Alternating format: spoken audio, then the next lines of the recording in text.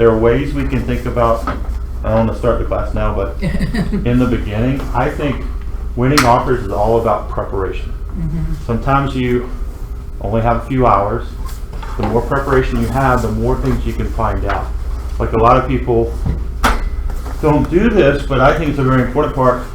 I find out about the listing agent. I see what they sold, who they co-op with, who in the office they co-op with, and then I start drilling down, like, how do they move? You know, what are they looking for? Are they going to be a part of the process? Or are they going to be a wall to the process? Are they going to work with you? They're going to work against you? Do they like to get highest and best? Do they like escalation clauses? Do they like letters? The client who writes a letter. Some agents throw those in the trash and won't even present. So I think understanding the listing agent really helps in multiple offers. And the way you find out is find out who's co-opted with it. And the more you can find out about that, I think helps build your little information database. How can I now know what I know? And I can tell you an example. I found out who's their attorney. My client said, I want it. Okay, how you get it? I want to make sure I get it. So I sent in an offer, found out who their attorney was, found out who their inspector was. I let them hold earnest money, and it was 14 offers we were competing with. But when they opened up, I knew they didn't like cover letters. You know, 2 to 1, and the only thing I said is, we're giving you exactly what you want. If we miss something, please call me. Only thing I said, because they were very direct. I made sure I did those things. I knew they didn't like due diligence. They like right to inspect. I wrote it exactly what their tendencies were. So I think sometimes if you can spend a few minutes and find out what you're working with, you can present that, right? So you get. We'll talk more about that. And Andrew, I don't know if you could have done anything differently. That's one thing I think about. And then also, we got our clients pre-approved with their lender. Do you guys know, or actually underwritten? Do you know Supreme actually underwrites your client? You can turn in all your bank statements, turn in your pay stubs, everything. They'll package it up just like they would 3 weeks later in the regular process. And they'll put it into the hopper, let the underwriter approve it, and you get a commitment letter saying, we have everything. That sometimes is an amazing That's how tool. we want ours. That's what the other agent did have that. Because then they're a cash That's offer. why, I'm going to tell you that's why they Yeah. want. Yeah. That's how they Probably. Like the big 80% of it. Because I'm going to share it too, and again, we're going to get to class. We just had a property we're about to close on tomorrow. Had 16 offers. Wow. 5 of the offers, my client just threw in the trash. And I'm going to tell you why. And there are 2 of them, well, one of them is the agent in Austin. I won't share with you. It's been in the business for 18 years, and he threw it in the trash. So I think a lot of times it's not about how long you've been in business, it's about how you're approaching the individual situation. So we just having some You didn't start pre-talk. yet, did you? Pre-talk. It's just 1 o'clock. I see the longer It's like 30 seconds and it's 1 o'clock. We're already done. Okay. No, you're not. I know you're not because I'm seeing it. business, the more details that I miss and the more comfortable and complacent that I'm getting with things. And then the shift's coming up that I don't really know what the shift is, but I Just see a it. correction in the market. Yeah, but and then, you know, kind of putting that on top of it, that's why I'm taking this class is, Gotcha. you know, I'm getting ahead of where I let the ball get in front of myself. I think that's a He's very getting good back point. to the foundation. That's awesome. We're going to talk. Hi, Elizabeth. Hey there. How are you? Good. How are you? Good. Siobhan. Hi. Hi. How are you? How's everybody? Good one. Does everyone have these? I do not. Okay, here we go. Hi, Todd. Thank you. You're awake? Yeah. Kids sleep last night or no? Not very good. Oh, I'm so sorry. Were you not a blues fan? Is that what it was? No, it was You got twins. What'd you do? Oh, that's a whole nother world. Three now, but twins. God bless you. Good Lord. Yeah. Don't forget to sign in. Tell us how you really did. Do you have enough pens? No, there's a You guy, ever there's a do? guy on my wife's, Yeah, I think so. Morgan Stanley. He's They were ready whenever you Ready to go? 43. All right. Him and his wife, you know, they've got You know, realtor one's time, they're a coming back. middle schooler and I got a it. freshman in high school. So I am delighted that, I take one of you. You good? It's even worse. Yeah. I'm so sorry. so I'm delighted that Doug came to me and said, hey, I would love to teach. And I said, Awesome. I know you taught a lot in the Roswell Market Center. Were you in there? What would you like to teach? So we came up with this 3-series class on putting offers together, and then we're going to add after. Exactly. As we see this go on. Right. Doug sent me this PowerPoint yesterday, and I was blown away. I was like, oh yeah, it's going to be a great class. So for those of you that have been in business for a while, we're going to take you back to the basics and foundations. For those of you relatively new, this is a great class, and so it's next 3 Thursdays, and the last Thursday is going to be interactive workshop. We'll actually be taking what he has taught you and put it into practice. Okay? All right, I'm going to turn it over to you. Okay, thanks, Dory. Appreciate it. Awesome. Okay, so we're small enough.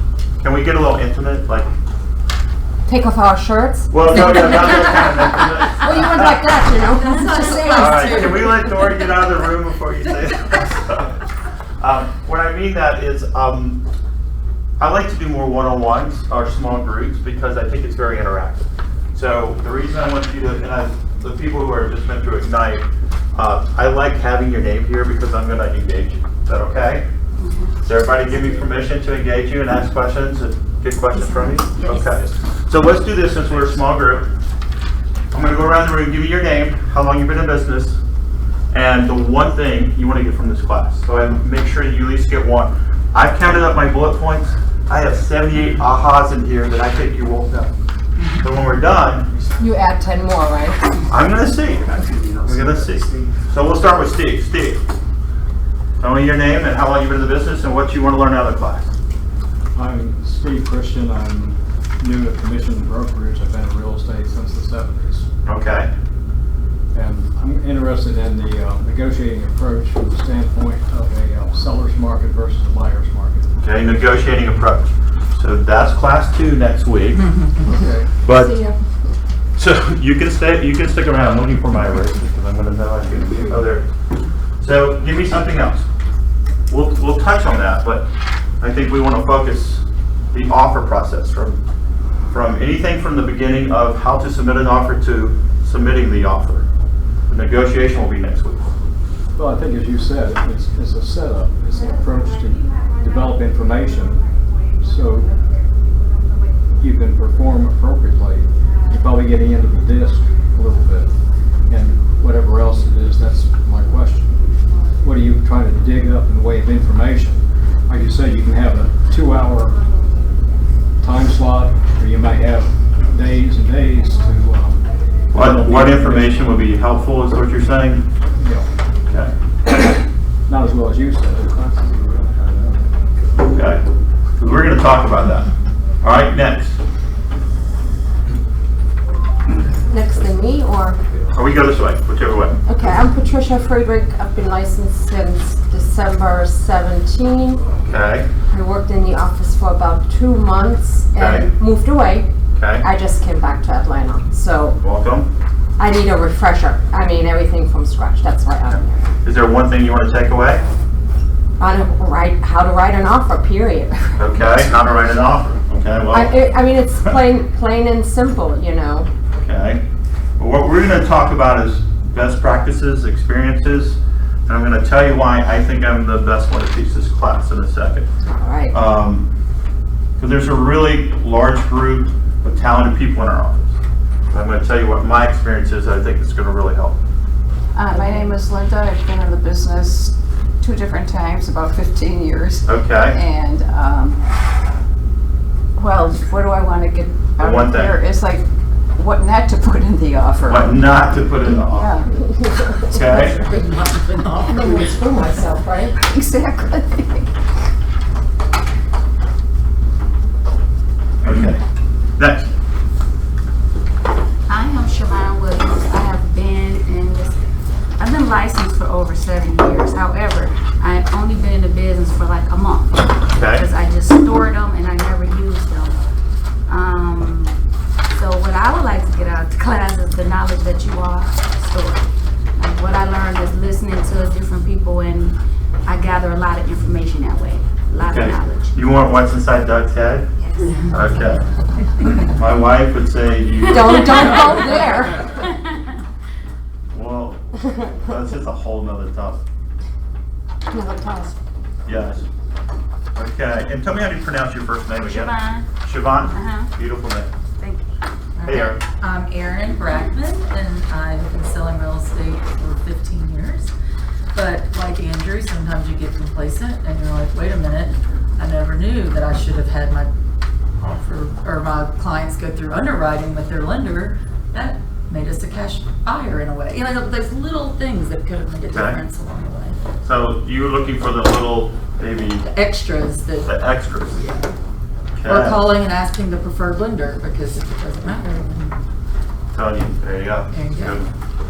Good. I'm Elizabeth Wilson. Hi, I'm Elizabeth. brand new. I've been with the office for like less than a month. Yeah. So I have everything to gain from this class. Nice. Thanks. Are you in Ignite? Not yet. I'm not in Ignite yet. I will Okay. start that in July. Okay, so I literally know if nothing. your eyes start Head glossing, start. right, you go, what the heck is he talking about, Uh-huh. Erin? Keep an eye on her, tell Right. her and I'll say let it'll you be know. okay. Yeah. Like, this is the first time I've seen these forms, so.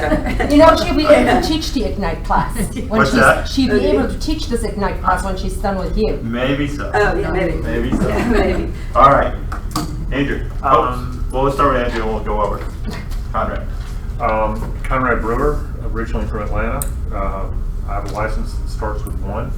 Okay. That's That's amazing. 29 years ago. Wow. So tell me We what all have threes.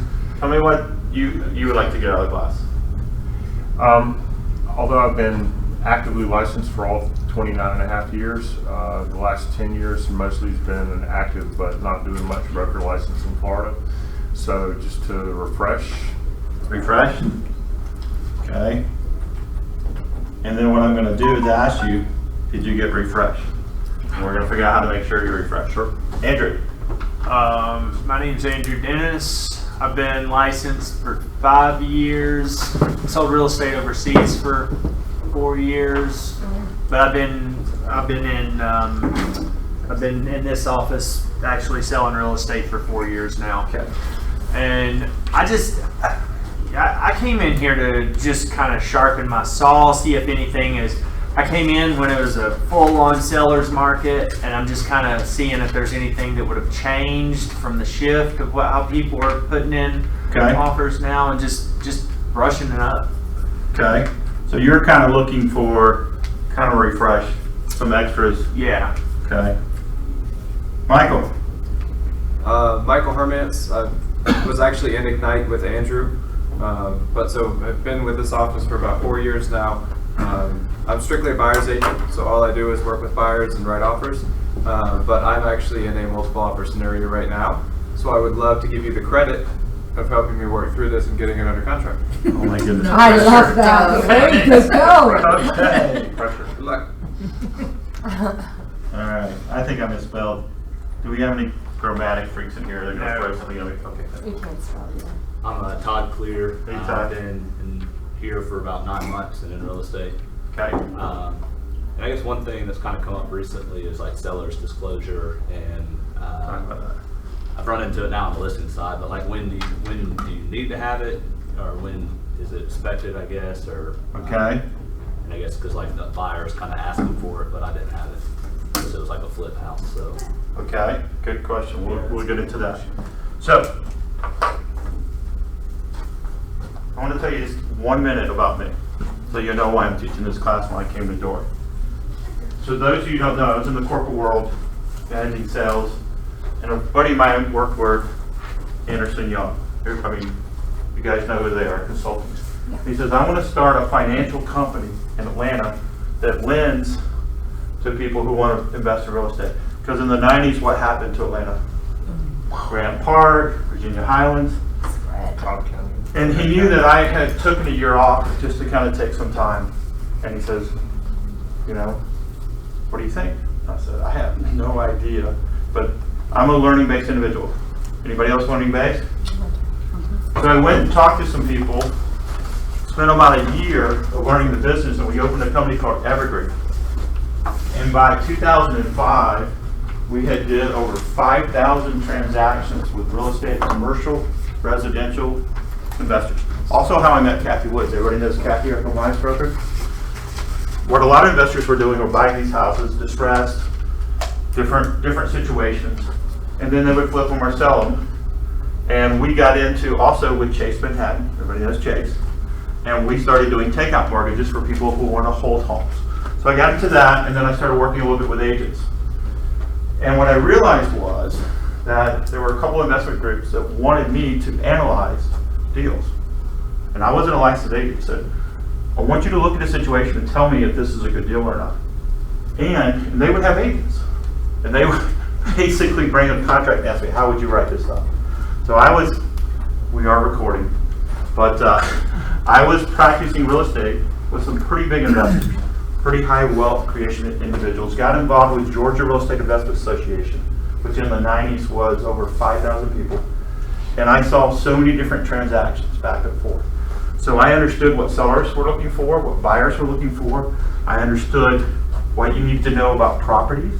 I understood what you need to know about people when you were in multiple offer situations. We had some small commercial properties that we were bidding with 15 to 20 different people, or investment groups, that were more established than we were. So when you have those type of experiences, it lends to that. I got out of that business before the crash, got my real estate license, got my broker's license, and my wife and I have a team here for the last 12 years. And one other thing that I will tell you is that I have been learning based all my life. So I network with brokers all over the city. I network with people in the business. I do masterminds. So a lot of this is a conglomeration of a lot of people. So does that sound like I'm opening up my head? I'm going to spit it all out. This is not a lot. A lot of this, almost none of this is my opinion. It's experience based.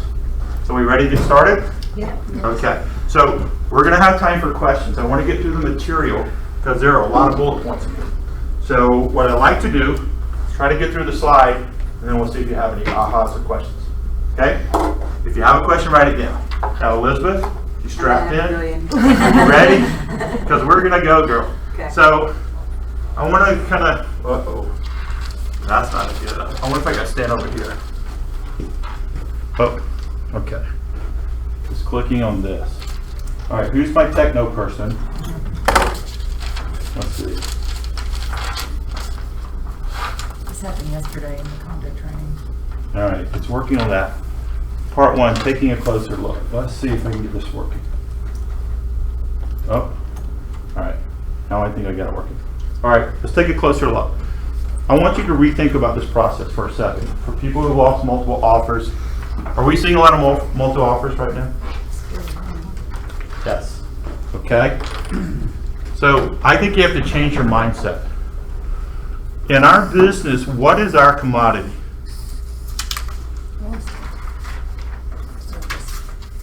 What is our commodity that we trade in? Real estate. Real estate, which is, Houses. I know that's bad. Okay, but bear with me. Okay, so there are four major people usually in this process. Tell me who they are. Buyer, Buyer, seller, lender, agent, broker. okay. Buyer and seller, Gotta have a broker in the middle, or two brokers. okay. We gotta have and we call them what? Usually they have Listing representation. broker and Right. agent. In the state of Georgia, you don't have to be a broker, so we're gonna call them agents. Right? This is listed with a broker, but the person involved is not the broker. Who's involved? agent. Which is the representative, right? And the person over here, let's do the four people, is the buyer's agent.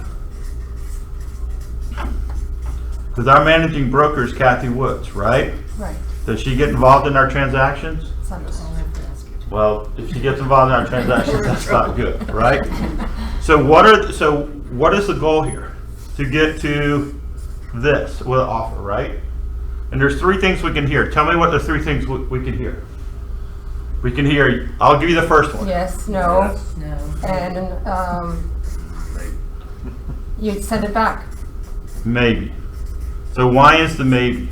What is that, really? You haven't been Counter low yet. Counter offer. Bingo, counter offers. All right? I want you to think of this process as that when they identify a property, you are somewhere in this, even in the beginning, even before you send the offer. And what is your goal? If you're sliding back and forth, everything you do or about to put on that offer is either going to move you toward this or move you toward this. Or most of the time we're in here, if we did it good enough or well enough, we'll get a counteroffer, right? So everything we do, we have to think about, is it moving toward this or moving toward this? Agreed? Right. How many people think that way? Beautiful. How many people go, really? It's just about filling out a bunch of blanks. It is not about filling out a bunch of blanks. So how can we get closer to this? Because I promise you, when you lose a multiple offer situation, you might have been at no in the beginning. I'm going to share with you. A month ago, property in Stone Mountain, I brought them in here. We represented the seller.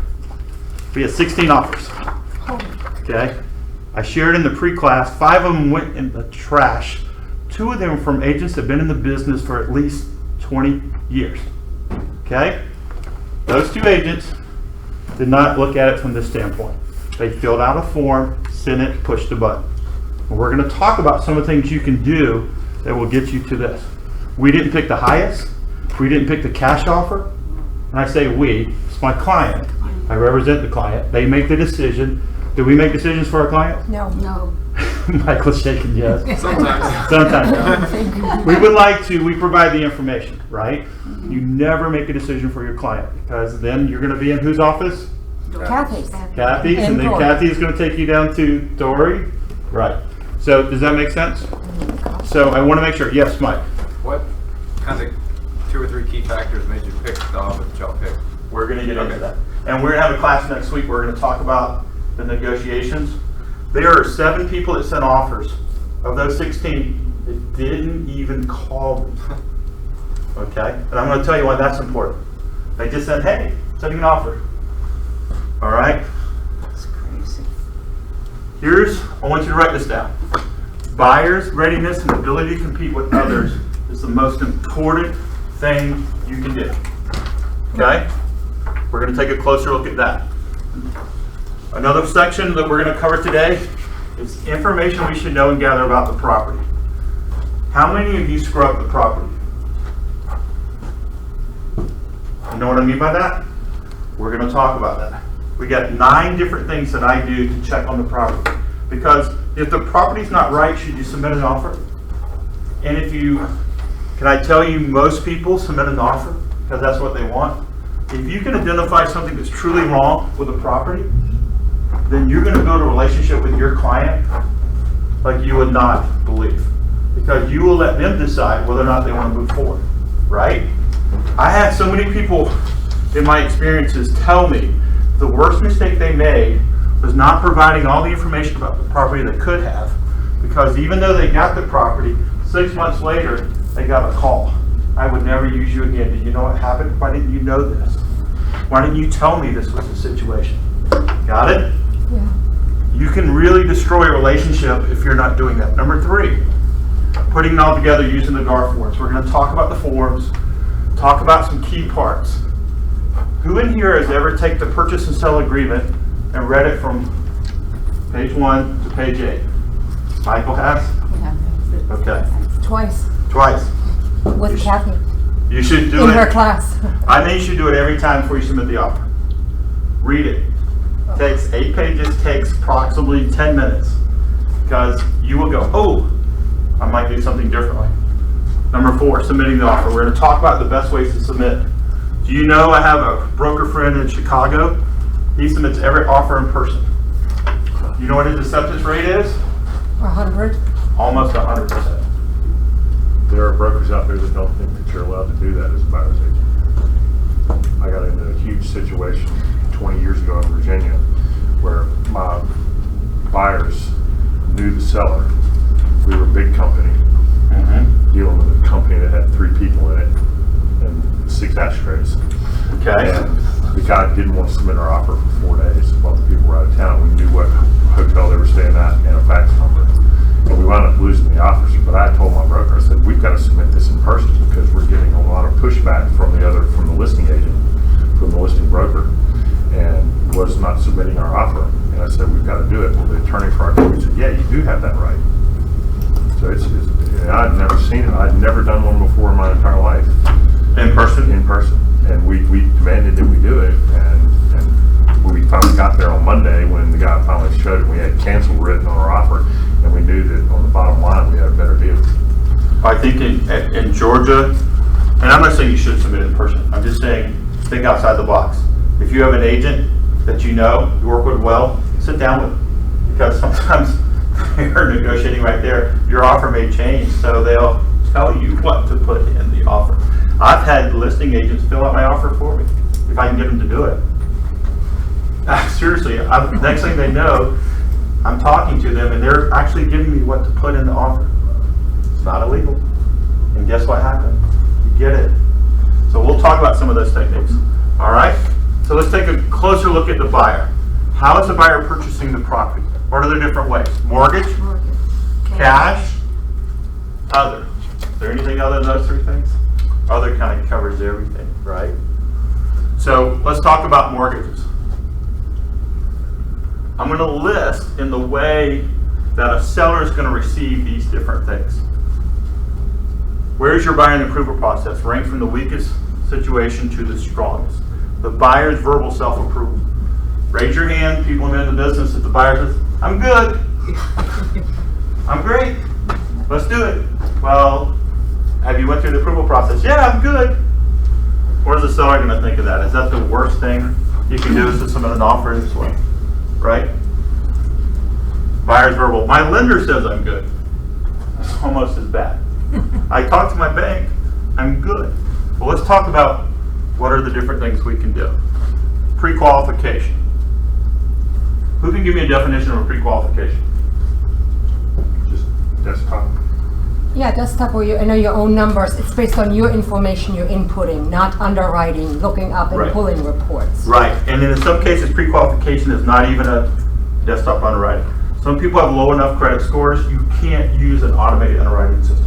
So, Elizabeth, when we're talking about desktop, we're going to use terms.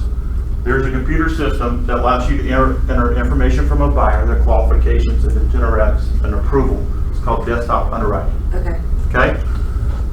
In the old days, you didn't have that system. It was all manual.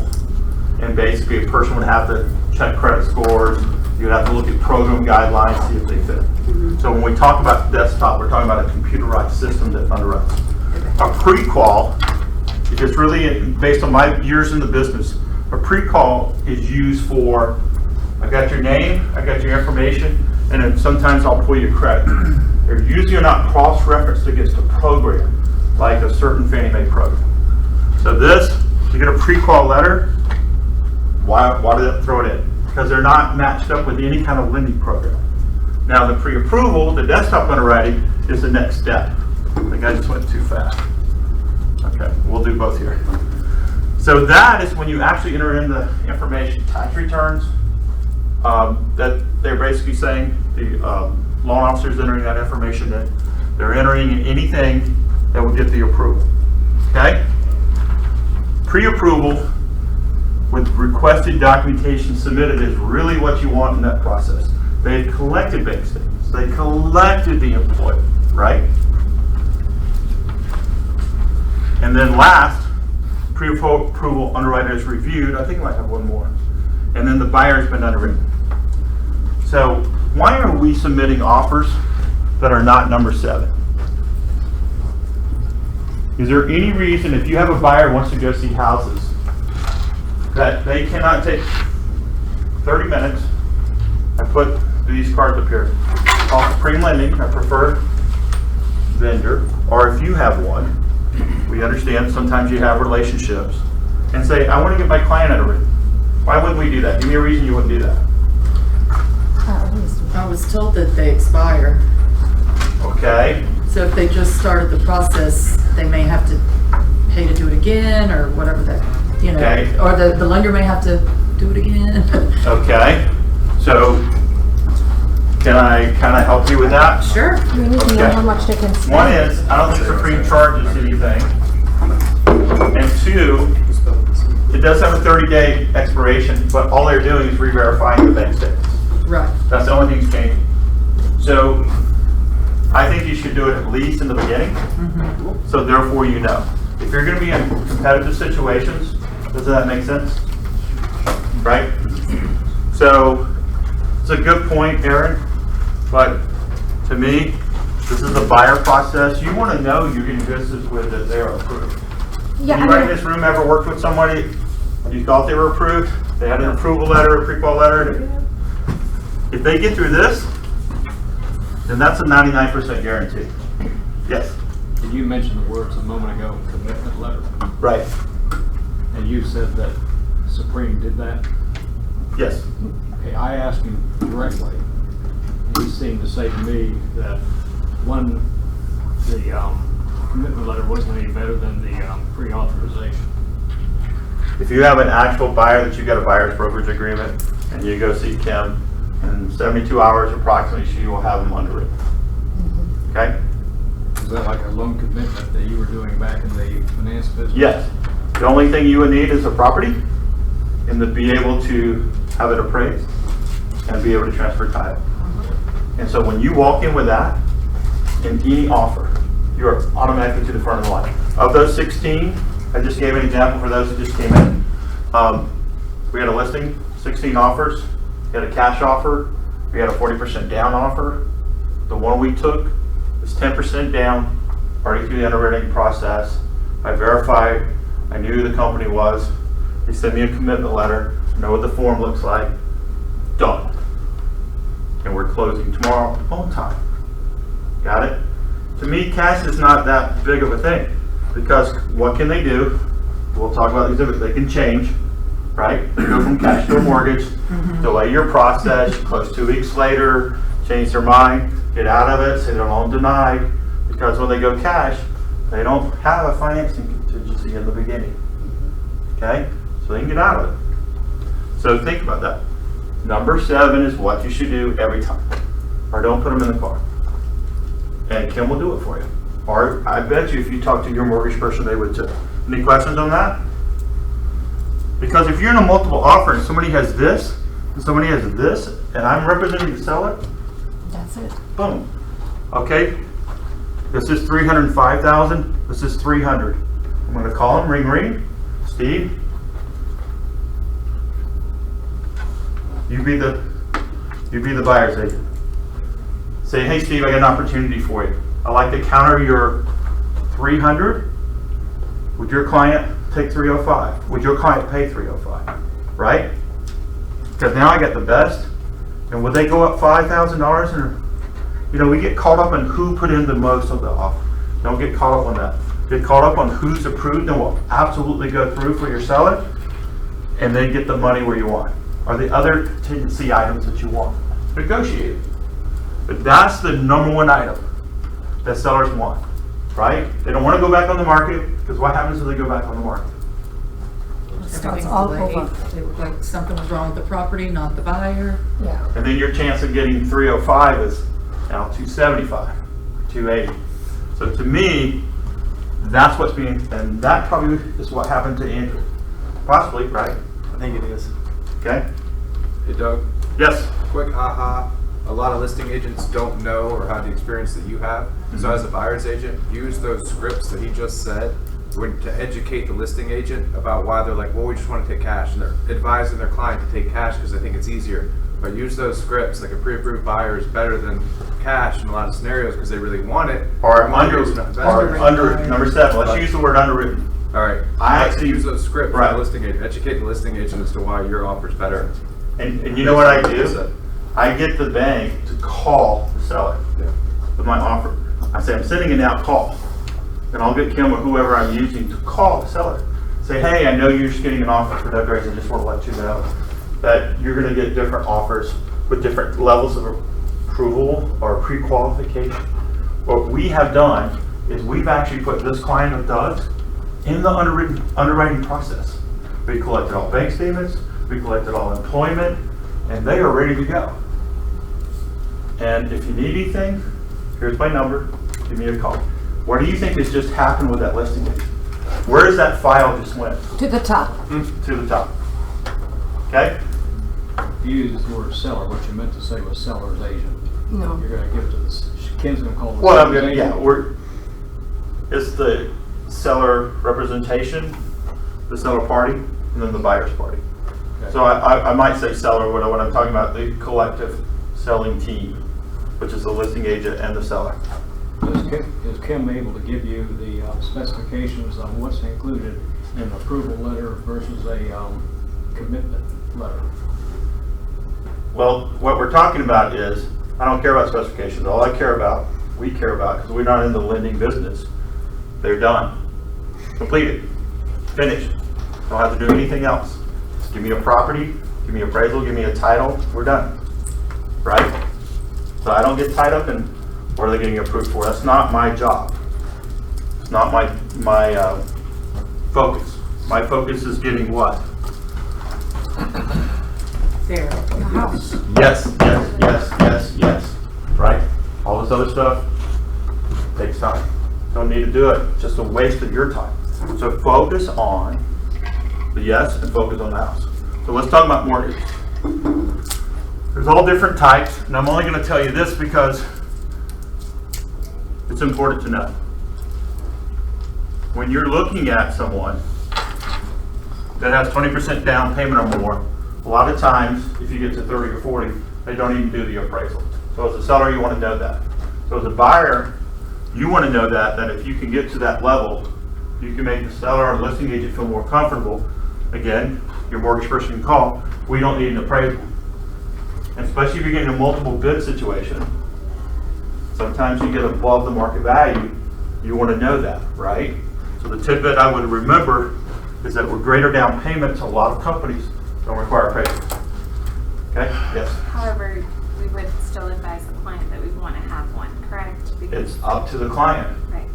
Okay? But as their agent, Well, would you not still advise? okay, so I'm going to tell you. I'm curious as to. Okay, it's a good what your question, answer right? is. So if you put 100 mega agents in the room, I think what I tend to be is on this side of consulting. I provide information like a librarian to let my client make the decision. These people are holding the client's hand and forcing what they're going to do. I am way over here. So you can choose anything. I think. Especially in a multiple offer situation, Right. you don't want to pay more than the property's worth. But they, in a multiple offer situation, frequently they're being very aggressive and going. You're already over list above price market. Already. Yeah. They're trying to win it.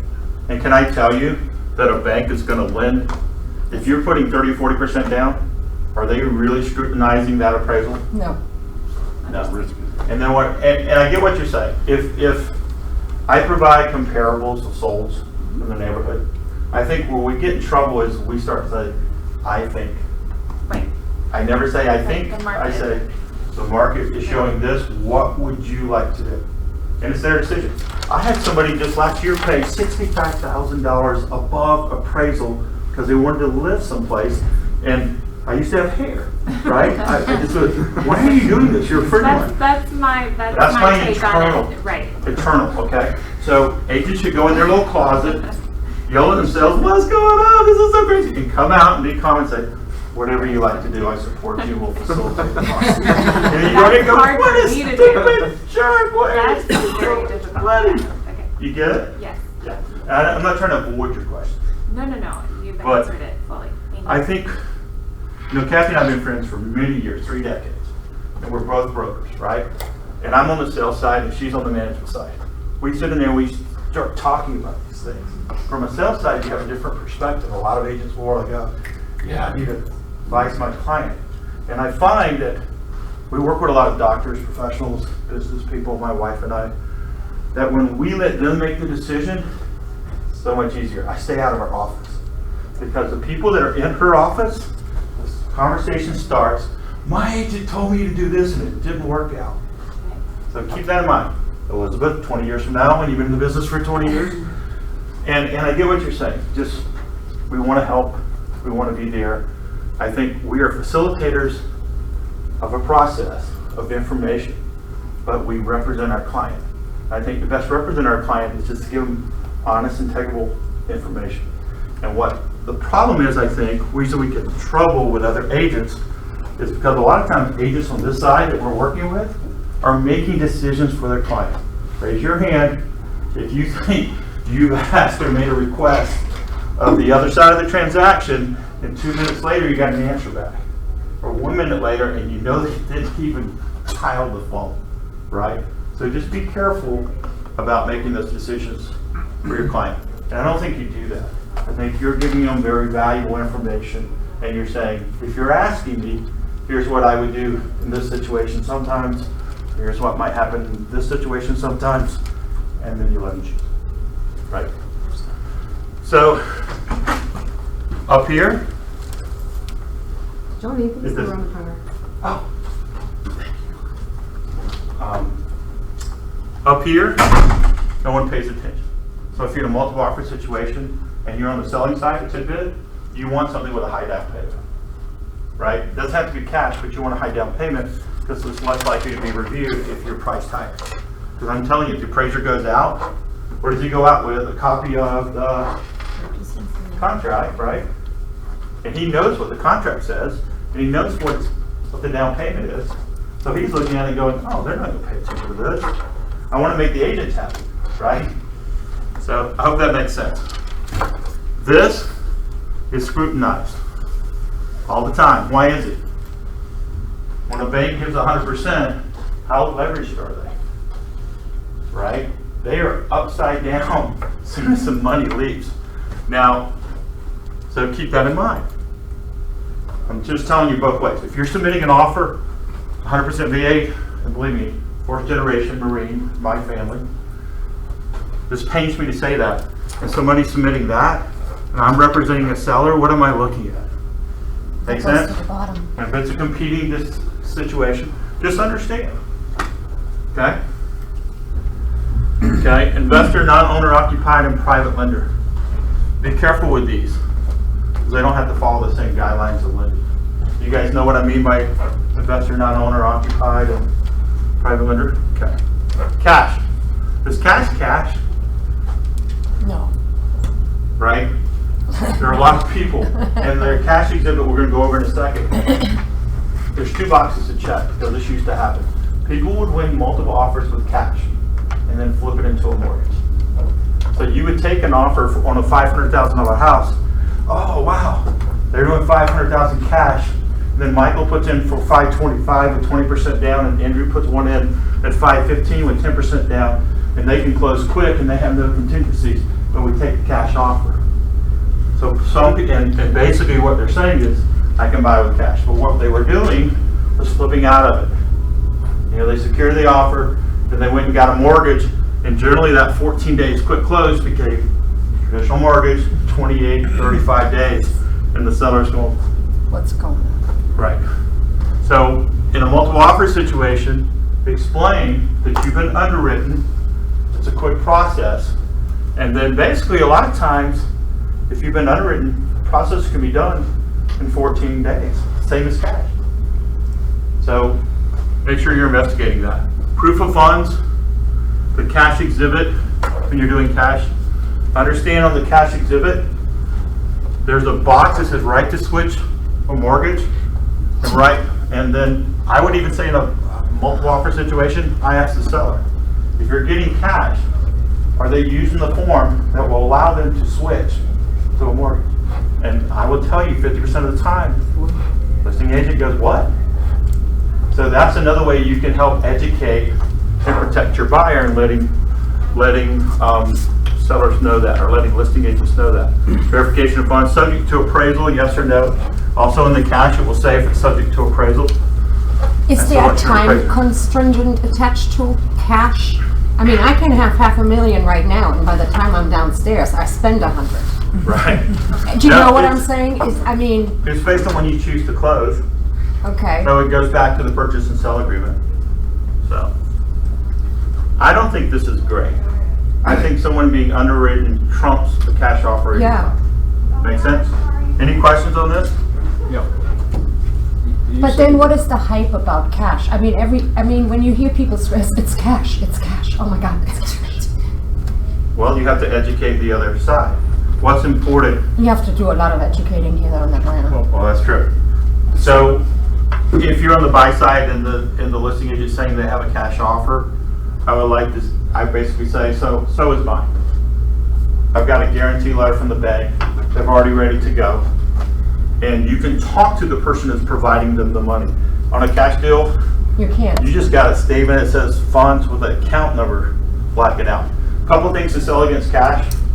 Is it liquid? Is a stock portfolio account balance liquid? Say no. No, it's not. Okay. Is a 401k liquid without a 40% penalty? For most cases, some of them have a little clause you can buy a house with it. You get this? Yeah. And a lot of them have a 21-day or 28-day request to get the money out. Yeah. You understand this? Right. So it's cash. But rarely. Right. So I would just kind of professionally have a conversation with the listing agent and say, what do you know about this cash offer? Because I want to make sure we're competing. How can we compete with that? And then sometimes you might have someone with a mortgage. If they're doing a 401k, your client might have a 401k. You're buying a $500,000 house, might have $700,000 in it. So say, look, hey, we could do that too. But because money is so cheap, and my client's a very smart investor, he'd rather his money be tied up tax-free. And then he can write off his house at 3%, 3.5%. See, there's always answers. Coaching. Is everybody in coaching? Some type of coaching? I think it's very important because they will help you go through these scenarios. If you have a question like that, there's my contact information. I'm a strategic thinker, can you tell? That's what I do. My wife is like, D, driver, go, put the offer in. Why are you taking so long? You know, it's been 30 minutes. Why haven't you hit submit button? I'm so strategically thinking. Got it? So let me get through this side and we'll go through some questions. So private mortgage, 203 recap, seller financing, hard money, or some of the others. Construction rehab loan, HELOC, property exchange, home swap. When a seller has an offer like this, it's better if you're not in a competing situation. Okay? For listing agent. Because a lot of these methods, well, seller financing, they would decide to do it. But a lot of these methods they'll go to the financing part and go, they'll move the offer to the seller. Make sense? Yeah. Does anybody have any questions about any of these? I want to be conscious of our time. Any questions? Everybody understand what all those are? On a couple of those. Okay. So private mortgage is basically when an individual, Uncle Bob says, I'm going to do your mortgage. Okay? Or any individual. Generally, it's not an institution. It's an individual.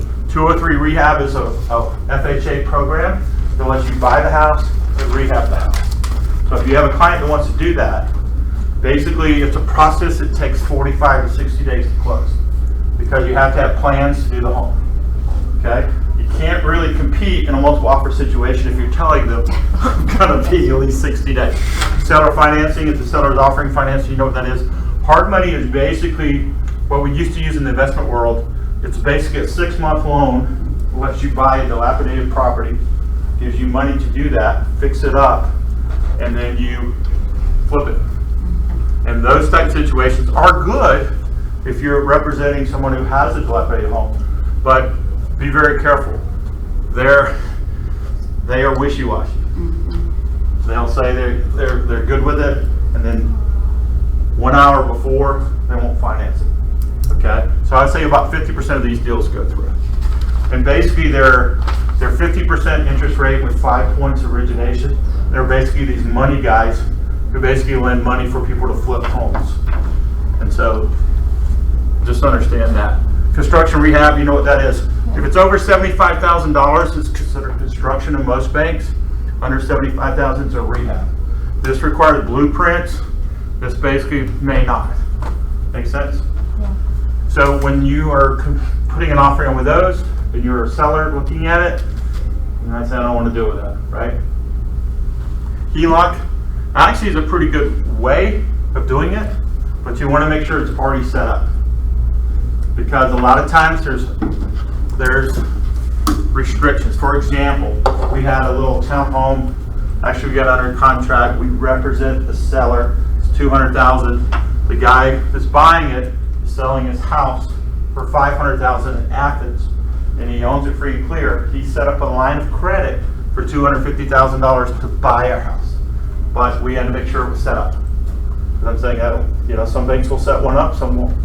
So he set it up. Would that become the second mortgage on the house he was selling, or is that going to be just becomes a primary mortgage on the new?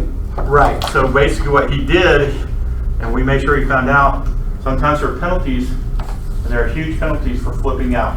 Some won't let you set up the line of credit if the house is already for sale, right? Because they know you're about to pay it off. So this is only used kind of in a quick situation of where you already have it set up. You can buy the house, and you don't have to wait to sell your house. There's no contingency. And then once you sell your house, it's paid off. Good. Make sense? Yeah. 1031 property exchange is when you're investing in a property, you sell it, you can take the proceeds and park it so you don't pay taxes on it. Oh, yes. And you have a period of time to select a new one, and you're buying that new house. Got it? And that's mainly for investment purposes. Home swap, you heard of this? Wife swap I heard of. What's that? There's a show called Wife Swap. Okay. I'm assuming it's the same with a home, right? All right, let's mark the time down.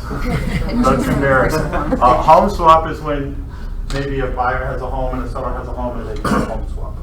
And basically, if it's a difference in price, there's an equity exchange or cash exchange. Yes. To be fair though, even though you say other and these aren't necessarily great, you take the 203K for example. If you've got an older home that hadn't had any maintenance done on it, the seller can't afford to fix it up, and the buyer doesn't have the cash to pay for it after closing for an air conditioner, or roof, whatever it is, Right. It's a beautiful one. Absolutely. Because it may be the only thing that works to sell the house. Okay. That was the key, right? Yeah. If that's the only thing that works, it's fine. But if Andrew's got clients coming in with all cash and wants to buy it, Yeah. or Michael has one with 20% down but has his own contract. Sure. So we're talking about mostly in a situation where you may have some competition. Because right now, do we mostly have competition in most price ranges? Today. Yeah, today. So that's what I'm focused on. It's absolutely a beautiful loan when there's no competition, and there's a seller basically doesn't have the right, just what you described, absolutely. But when you have a situation, putting on the other hat, and I'm looking at a multiple offer situation, my client's going to ask how long is it going to take. Do they have? If you've already got this set up and ready to go and have all the plans in place, absolutely, it might be on equal footing. But it's just a longer process. So, buyer's readiness and ability to compete with others. Any ahas or questions? Do you guys kind of get it? That if your buyer's not ready, what's happening? Where are you going? Down to no. Okay. Seriously, you're going to know. You don't even get to maybe sometimes. I think we get so caught up in, you know, hey, call the bank, get your pre-qualification letter, get your pre-approval letter. I really think in today's market, you've got to, like Supreme Lending does, our alliance partner, you got to say, look, we're about to go on a journey together, and if we find your dream house, you're going to want to be able to say, I want to be able to say to you, we're going to get it done, right? We want to make this work. And do you trust me? And then what's your buyer? Usually it's a client you have rapport, we're going to say, yes, I trust you. Well, the one thing we should do is call my lender, let them underwrite you, collect information from you, go ahead and get the process you're going to do anyway 30 days from now. Exactly. Go ahead and do it. It's called like pre-packing, right? When we go through a house, we're about to list it, it's like, oh, let's kind of pre-pack. Let's unclutter a little bit, and so we can show it better to the potential buyers. We're still doing the same thing with the buyer. Let's take the buyer over here, let's get you pre-packed, ready to go. Who would really push back against that? Anybody? No. So I really think we have to think differently, get that process done, because I tell you, 16 offers, one person did it, it's the one my client took. They were $5,000 off in price. So we called them and said, hey, we have a great opportunity for you. We'd like to work with you. But my client would ask that we increase the price you're willing to pay, $5,000. We'll take everything else. And guess what? I'll call you right back. We can get the house. Let's go. That's another. We can get the house. That's what the agent did. The agent comes back, calls Doug, and says, hey, we'll take it. Get it? Yeah. And the other one's cash. You take a cash offer. It was on a Schwab stock thing from 45 days ago. that money could be gone.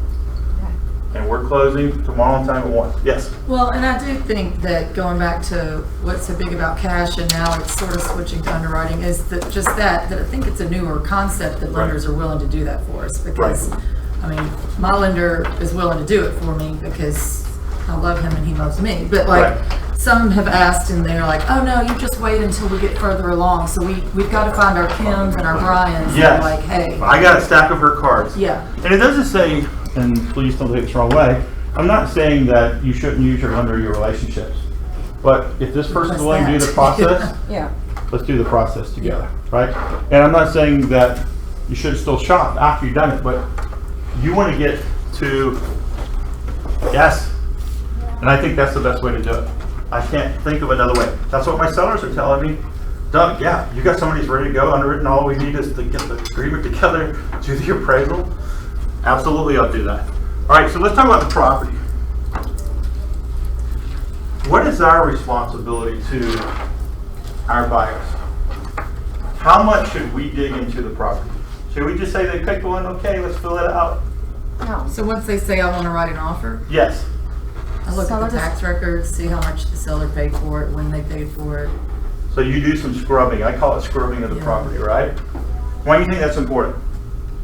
Well, I mean, if they've owned it for 20 years and paid $200,000 for it, and now they're wanting $600,000 for it, then, and they haven't, you know, refied over and over and over again, then you sort of see their financial position and how desperate they are, or not so desperate they are. Yes. Without really getting it. Right. Knowledge is power. The more you know, the more power that you'll have in it and the ability of serving your client. And when you can serve your client and you're on the same page, you can put a strategy, I'm a strategist, to yes, right? So I think too, do we want our clients to be clients for life? Yes, of course. Joe Stepp was one of my coaches. I don't know if you know who he is. He did Buyer for Only. He was a mortgage and real estate coach back in the 90s, 80s, I think is when he started. Brian Buffini, a lot of those people came from his tree, okay? And Joe Stepp always said, your client is not one transaction. It is many transactions. And if you sever that tree for any reason, they're gone, and you don't get their next transaction 5 years or 7 years from now. You don't get another vacation home that they're buying 7 years from now. You don't get the 2 or 3 referrals a year they may give you.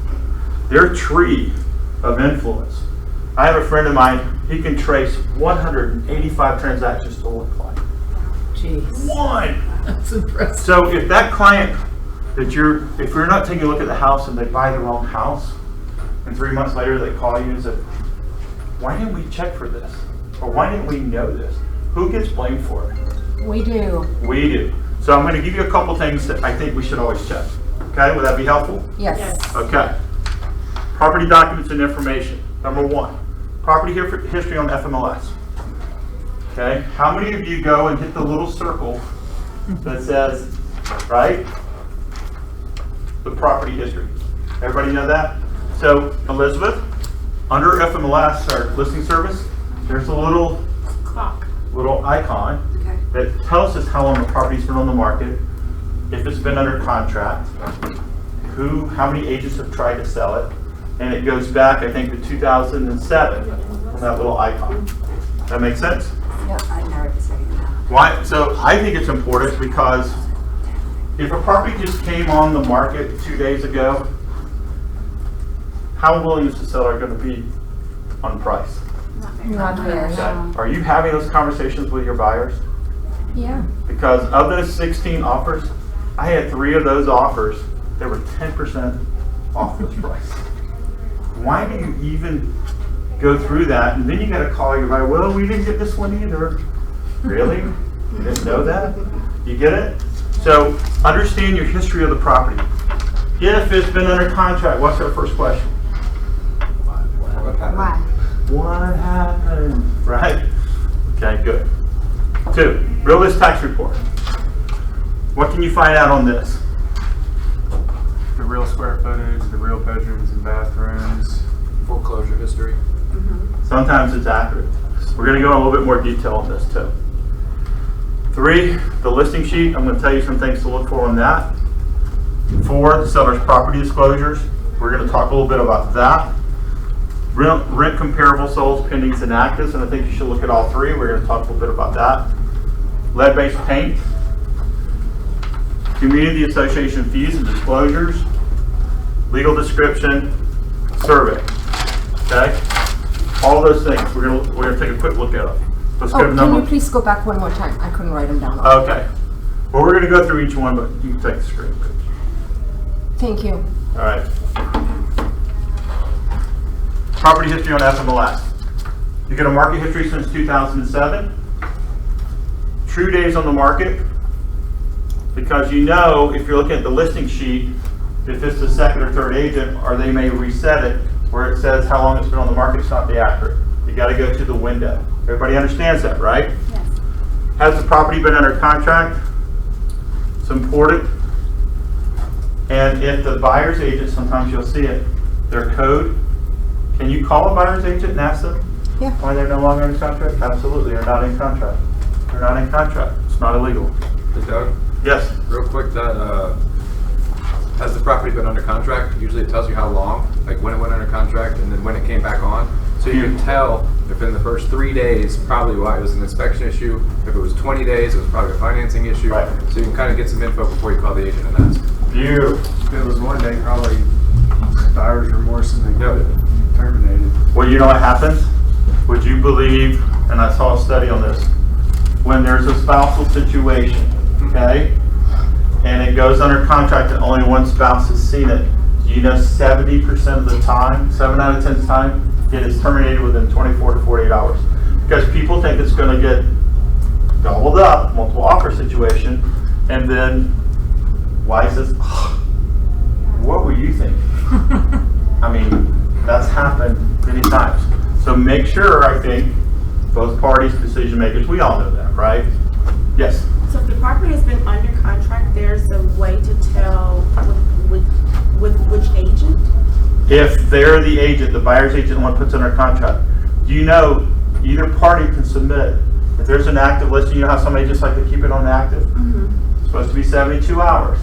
After 72 hours, if you don't change it, buyer's agent can call and send in the paperwork and say, look, I think the listing agent's overlooked. Why do you want it to show under contract if you're a buyer's agent? We're going to keep showing it even if it doesn't. Track of it. That's part of it. The listing agent's going to keep showing it. What's the other reason? Additional offers. Right, but if you're a buyer's agent, why do you want it to show under contract? So that those offers don't come Discourages. Discourage It offers. just kills the submitted, exposure. right? Okay, here's what I know as a seller's agent. If we have to go back under contract, if I can't work this out, if I'm representing the seller and I can't work it out with the buyer, what's that? You can, like, you hide that it fell through. Like, it falls through, and then you don't have to say it Right, was so over. as a seller, I want to keep it active because I want to hide if it falls through, right? We're just talking real. Can we just get real for a second? Right. Okay. If I'm a listing agent, I'm going to try to hide it because I don't want people to know because it could fall through, right? We do have lots of deals that fall through. So I want to hide it. If I'm a buyer's agent, I want it to show. Why? Because I know that if they go back on the market and they know they've been showing that it was under contract, what's the likelihood they're going to still get full list? People are going to start questioning that. Well, when it was on the market, came off the market, something happened, I'm not going to give them full list price anymore. I mean, people start thinking that way. So as a buyer's agent, you want it to show because you know it's more likely the buyer and the seller will be able to work things out because they know they don't want to go back on the market because they got that little tainted title issue on the FMLS showing that it's been under contract. Make sense? Okay. Have there been price reductions? If people are lowering their price $2,000, $2,000, $2,000, and you send out an offer that's $50,000 off, I mean, really? So think about that. Does your client want the property? Does your client not want the property? We have to understand that there's a lot of things we can't control. What we can't control is educating our clients how a seller's moving. It's frustrating, right? And you go, what are they looking at? They're overpriced by 50 grand. This is crazy.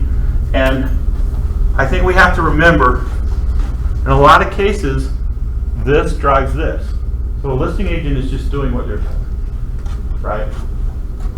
so just keep that in mind, that if the seller's unreasonable, it may not be the listing agent. When was the last price reduction? If it was just reduced, it might have been reduced enough that you might be in a multiple offer situation. I see so many times buyer agents say, it's been on the market, been on the market, been on the market. If you reduce the price, what have you just done? Reset it. But you might get in a multiple offer situation, so be careful. Okay? And does an agent, when you call a listing agent, have to tell you if they have an offer in hand? No. I know a lot of agents that don't. They don't tell you. They say, we're still active as of right now. Because they may have gotten offers. Have you gotten any offers? They might have gotten offers 3 months ago, they just didn't take them. Or they might have gotten an offer that has a contingency and they're not going to take it right now. So be careful when you ask those type of questions. All right, information we should know and gather about the property. Realist property report. You can tell if a property is, a lot of cases you want to know if it's a vacant or if it's a primary residence. I think, okay, that's coming up together. By looking at the owner's billing address for taxes. And I think that's sometimes important. People who have investment properties, they are less likely to be harsh to answer their negotiation if they need to sell it for a certain reason. Property assessment trends, land use. Do you guys know it will show if it's a condominium or a townhome? Is that important to know? Yeah. A lot of people list townhomes as townhomes, but they're really a condominium association. Condominium is a form of ownership. Everybody understand that? Yeah. So there's more documents you need when you have that. Mortgage history is on that report. And Elizabeth, this report is available on all properties. There's something you can click out of FMLS that will show you this information. So that's where you find it. Property sales history, unincorporated township. When it's an unincorporated township in DeKalb, what do you need? Low flow Plumbing disclosure. Everybody understands that, right? All right, the listing sheet. New construction. If you have a new construction, should you check and see if you're going to use STAR forms? No, you can't. What's that? Don't you use the builder forms on new construction? It's up to them. Yeah. I've had builders that use GAR. I have had builders use new construction. Do not fill out either one until you know what you're supposed to be doing. Because you'll look, you get your buyer to sign it, and they're not using that form. It looks a little incompetent. Square footage stores. Okay? Why is this important? People get bogged down about square footage. So you want to make sure that if it's being quoted, 90% of the time it's just being pulled from Realist tax data, which might be inaccurate. You can ask if there's an appraisal source, if that's really important to your client. I stress functionality of a home, not square footage. It's either going to be worth the value or not based on comparable sales. Verified schools. Some people put clauses in there if it's not in the school district to punt the property, right? That if it's been realigned, that's important because schools can affect the value of a property. I've seen properties in DeKalb County be realigned and the value drop $100,000 from 1 year to the next. So you might want to put that if this school district's realigned before we close, you have the right to terminate. Association fees, it's very important. They're going to be listed whether mandatory or voluntary. Sewer public water is important, right? Agent email of record verify. Why do we need to verify the agent's email of record? You want to make sure you communicate. If you don't send it to the right email, is it a valid offer? No. We've had this happen where somebody has sent because it's not what is showing on the listing agreement. They said just it's basically it was the agent's, what do I call it? The what do you call it? It's like a regular user account. Wasn't their account that they're representing that you send offers to, and they got an offer an hour later, and they accepted that offer. Got it? Now, can you verify that within the system there? I would verify it with the agent. Okay, Where so would basically you just like get me it to sent receive? email. Yeah. Yes. Okay, that's what I thought. Thank you. Okay. The brokerage are the agent. The brokerage will have their fax number on there. That's the way we used to send it. But you want to make sure there's a notification page on the purchase and sale agreement. You want to make sure you're sending it to the address on that or where you're instructed to send it. Because it's not a valid offer. I've been in multiple offer situations and they said I never got it. It's not good. Selling commission. Okay. Also, always check that. Special circumstances. Why do you check selling commission? Or if they're offering 2.5%? Do you need to explain to your buyer? A lot of you probably don't check on the buyer's brokerage agreement, they're responsible for the difference. But I would explain to them that they may be responsible for the difference. And that's the way I usually get the seller to pay 3%. Especially in a non-competitive situation, I call up the listing agent and say, look, I just want you to understand that in our buyer brokerage agreement, you're paying me 2.5. My client is trying to decide whether or not they still want to purchase this property because they're responsible for the other 0.5%. I said, I know that if they didn't have to pay the other part of the commission, would you feel comfortable if I send over the attorney's information with 3%, the commission instructions, and usually a listing agent will bring it up if they know they're going to get an offer or not. Shame on us for just accepting the 2.5%. If you explain to them, especially in a non-competitive situation, that selling commission will be paid by my buyer, and he's trying to decide between his first choice and second choice, and that extra money that he's going to have to pay to make up a difference of my commission may deter him from buying your house, right? So explain it. Rent restriction, you need to know this. A lot of people buy properties thinking they can rent them. You need to know if there is one. FHA approval financing, a lot of condos in the Atlanta market, I think about 40% are not FHA approval, and about 20% are not Fannie Mae approval. So if they're not approved by Fannie Mae or Freddie Mac or FHA, what is the rate? They're higher. So therefore they may be harder to sell, and therefore when your client wants to sell it 5 years from now, you need to know that. Okay? Seller's property disclosures. Does the seller leave blank? Okay? Got to make sure. Do yes answers have explanations? How long has the property been vacant? Okay? Here's my little tidbit. Property's been vacant in the state of Georgia for more than 6 months, covering the summer. Your likelihood, I talked to Green Mold Solutions, your likelihood of having mold somewhere in that house is about 500% greater. There's no circulation of air. Okay? Underneath the floor joists, it doesn't matter if it has a basement or crawl space. So you need to understand that. Are you going to panic your buyer? Yes. Or are you going to make sure you have a good inspection? Okay, good inspection. All right, did you know that? 6 months, they're saying it goes up 500%. Because of the moisture, the humidity, there's no air circulation. Age of systems. I would make sure you explain to your buyer in a competitive situation, the seller is not going to change that. So many times we go in, well, maybe we can get them to replace the HVAC. If I'm representing the seller, I'm not changing the system. I only have to provide them what?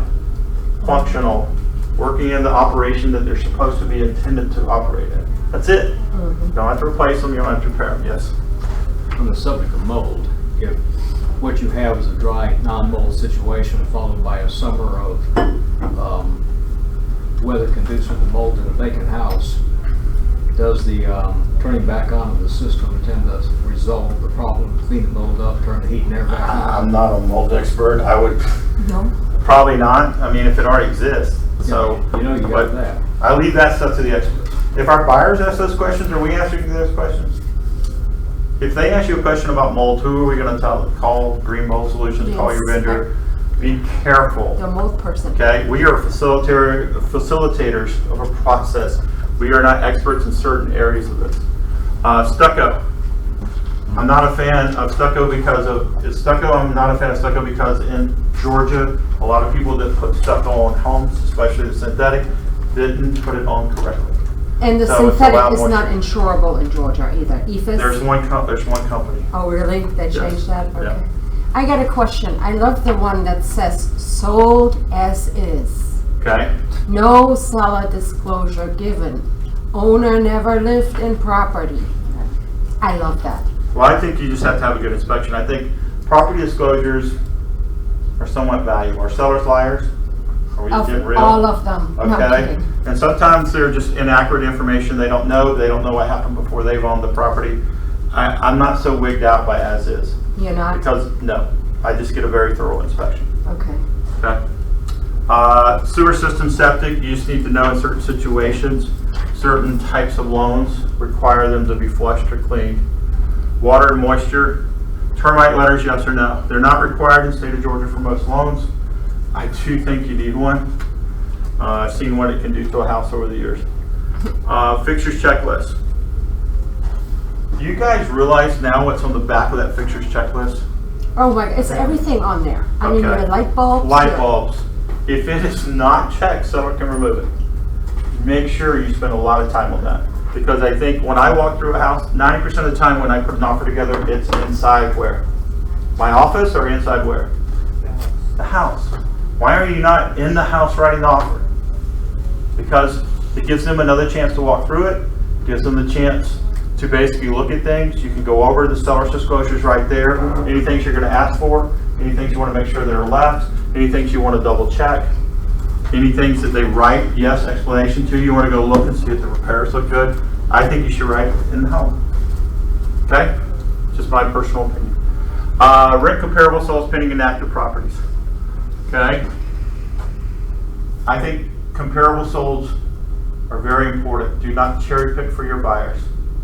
Go to an appraisal class. Scott Murphy offers them. They're awesome, and they'll tell you how they come up with a value. The main thing that I think for people who make mistakes when buyers are looking at the properties are they weight them. So if you're picking 3 to 5 comparables, so you guys understand, it's not taking a sales price of 200, 210, 220, 230, and 220 and averaging it. They are weighting the house. If the house is across the street, has the same bedroom, bathroom function, looks the same, they may give it a 60 or 70% weight. You guys understand that? Yeah. And then the second comparable may be down the street or wherever it is in the neighborhood, they may give it a 10%. And they may give the other 3 5%. It's a weighted comparable. I think that's probably the misinformation that most agents have. They think, well, I got 5 sales and one's for 210, one's for 220, one's for 230. And an appraiser will look at it and say that one for 220 is dead on. That's the one I'm putting 80% of my value on. And it's going to be closer to that one. Does that make sense? A lot of people don't know that. So Well, I think understanding that. It's in the exam. Yes. There's a whole chapter about Yes. that. I remember that Yes. because I thought, why do I need to know that? It's in our broker training too. Yes. Scott Murphy, someone that's affiliated. DS Murphy. Scott Murphy owns the company DS Murphy, which is the largest appraisal company in the Southeast. Can they come here and teach a class? They have taught here before. So in the little suggestion box, say, hey, can we come in? Yeah, and I'll mention that to Dory too. Seller has an appraisal, who, what, when, what. If somebody says they have the appraisal, 90% of the appraisals are refinance based. Do you know what that means, refinance based? Basically, it's cherry picked. Under the appraiser knows there's equity in the house. They're not doing it for purchase and sell. And so therefore they're very lenient on it. Anything past 6 months doesn't matter. Make sense? DS Murphy monthly appraisal service there. I think it's like $10. You can have access to any appraisals. If you're doing a lot of listings, you can have access to any appraisal that's done on the RedLink database. So they have this big database that put all the appraisals in. Refinance appraisals, estate appraisals, purchase and sell appraisals, cost appraisals, comparable sales appraisals are on this database and you have access to it. Yes? Where can we find that again? DS Murphy. I think they're still doing it. This was out last year. Because I'm a broker and I understand broker price opinion and I can do it and I've done it, I don't subscribe to the service because I can just kind of look at comparables and figure it out. Will the agent share the comparables when they price a home? I always ask an agent, would you mind sharing what you use to price a home? I like to make my buyer feel comfortable with how the home's priced. Got it? Easy language. What response do you get to that? What's that? What response do you usually get to that if you ask them? I think, well, sometimes you'll find out they even use comparables. I mean, they'll go, I just kind of, this is what's sold. I think it's a good price. Gotcha. You're trying to find out, do they have any information based on their decision? No cherry picking sold. You can't pick the 30 properties come up within a mile radius that sold in the last 6 months. You can't pick the 5 highest price. Okay? So just understand there's no cherry picking when you're talking to your client. Pendings, call the agents. So when I'm working, if it's a pending, if it's been pending, I think that's what I was trying to say. You can call the agent and maybe in the KW family and find out about the property, like what was wrong with the property. If if it was pending before, is what I'm trying to say. Active, so the property's selling quickly in the area. So that's kind of, any questions on that? The best thing you can do is understand that your property the major weight of the value of the property may be a comparable that's right across the street or close in the neighborhood that's almost the exact duplicate. They give so much to that. It's not an average of 5 houses or 6 houses. I think that's the one thing I want you to take away from that. All right, information we should know about the property. Lead-based paint. Make sure you send this consumer disclosure. Everybody knows that there's consumer disclosures, right, that you need to send with it. Does the seller have any records or reports? You have to ask the question. You should ask the question. 10-day risk assessment or inspection. I've never had a buyer do a risk assessment or inspection, but if they want to do it, call your home inspector. He'll know how to get that arranged. Fixtures in the home painted before 1978. Do you guys realize we had a home that basically had these old bookcases from another home they tore down? The builder put them in. And they had lead on them. And they had lead on them. You know, it's about anything attached to the home that's before 1978 that might have been painted. But how would you know that? I mean... Well, because it was disclosed in 1930s. Okay. You can see that it's been painted. So. What year would you say that before? 87? 78. Community association fees and disclosures. There's 3 types of associations. There's condo, there's mandatory and voluntary, right? Everybody understand that. Contact information for the management association, make sure you get it. Because you can ask them for, through your seller, you want the last 4 months of minutes from the meetings. Why do you want the last 4 months? Because it will disclose any assessments that are on those meetings. Closing letters, seller is responsible for that. Just getting all the documentation for transfer. Transfer and initiation fees, buyer is responsible for those. If they're disclosed, everybody understands that. If they are not disclosed, seller is not responsible. Did I do that backwards? Seller is responsible. That's very important. So if somebody doesn't have a community association disclosure attached to a purchase to seller offer, okay, the listing agent didn't give you one, and you put in the offer, and there are fees, seller is immediately responsible. If you're binding, I don't care if they get them to you 3 hours later, the seller is responsible if they're not disclosed at the time of binding. It could be $5,000, it could be $10,000. And I went over this with Kathy. I said, am I right at this? Am I interpreting this correctly? Yes. So if you have a listing and it's in an association, and even if it's initiation, even if it's assessment, if it's not disclosed on that sheet of paper and the seller was aware, the community's aware, it's not anything new after your binding agreement, but before, they are 100% responsible.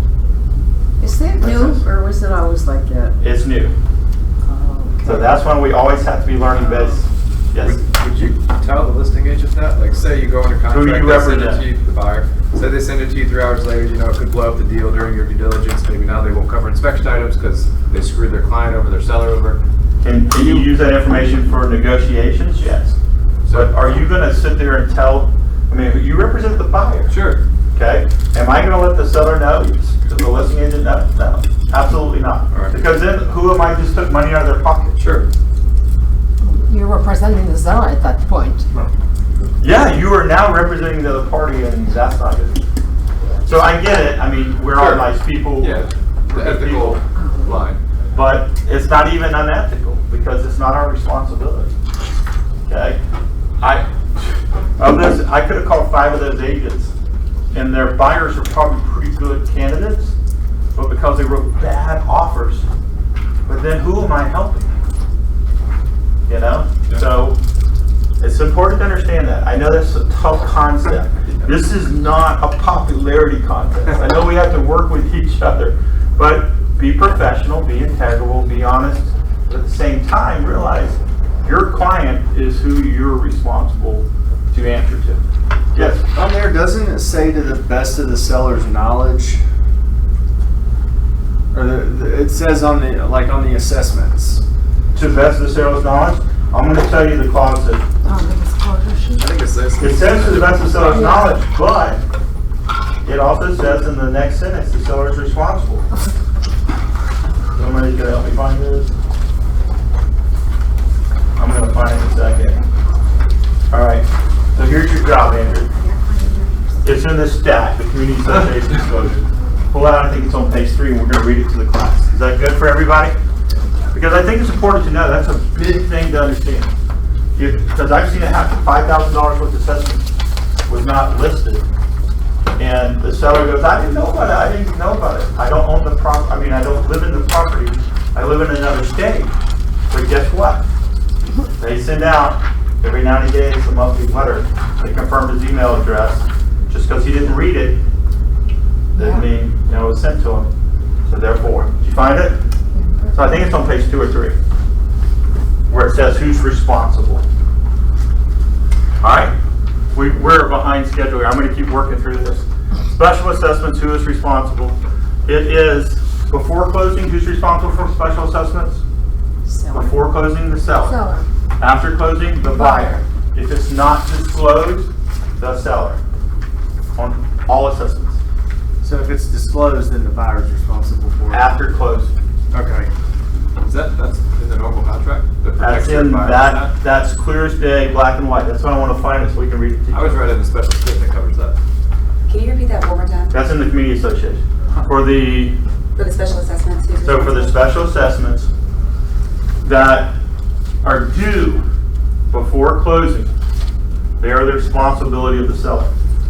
After closing, they are the responsibility of the buyer. There's a place on the community disclosure that you have to fill out what they are. If it's not filled out accurately, the seller is responsible for the difference. If it's not filled out at all, he's responsible for the whole thing if he has knowledge. If the assessments were made, made apparent to the seller. And that's in the form of emails, monthly newsletters. You hereby have been notified. Everybody in the community gets the letter. So that's an important thing to understand. You found it yet? Find that clause? What's that? Is that what we're looking at, where you can find that? Yeah, it's in the community association fees and disclosures. So they just changed that. Litigation, you need to know if the community is in litigation. So you can ask the seller to send over the website for the management association, and they'll have all the minutes on there. And it should say in there, covenants and declarations. You need to know if you can build fences, right? You need to know if you can do, we've had one, the buyer was upset because they wanted to do a garden and she shed. And because there were some in the neighborhood, but the covenants and restrictions have stopped it, and now they can't do it. And past due diligence because they didn't find out. Okay, let's talk legal description.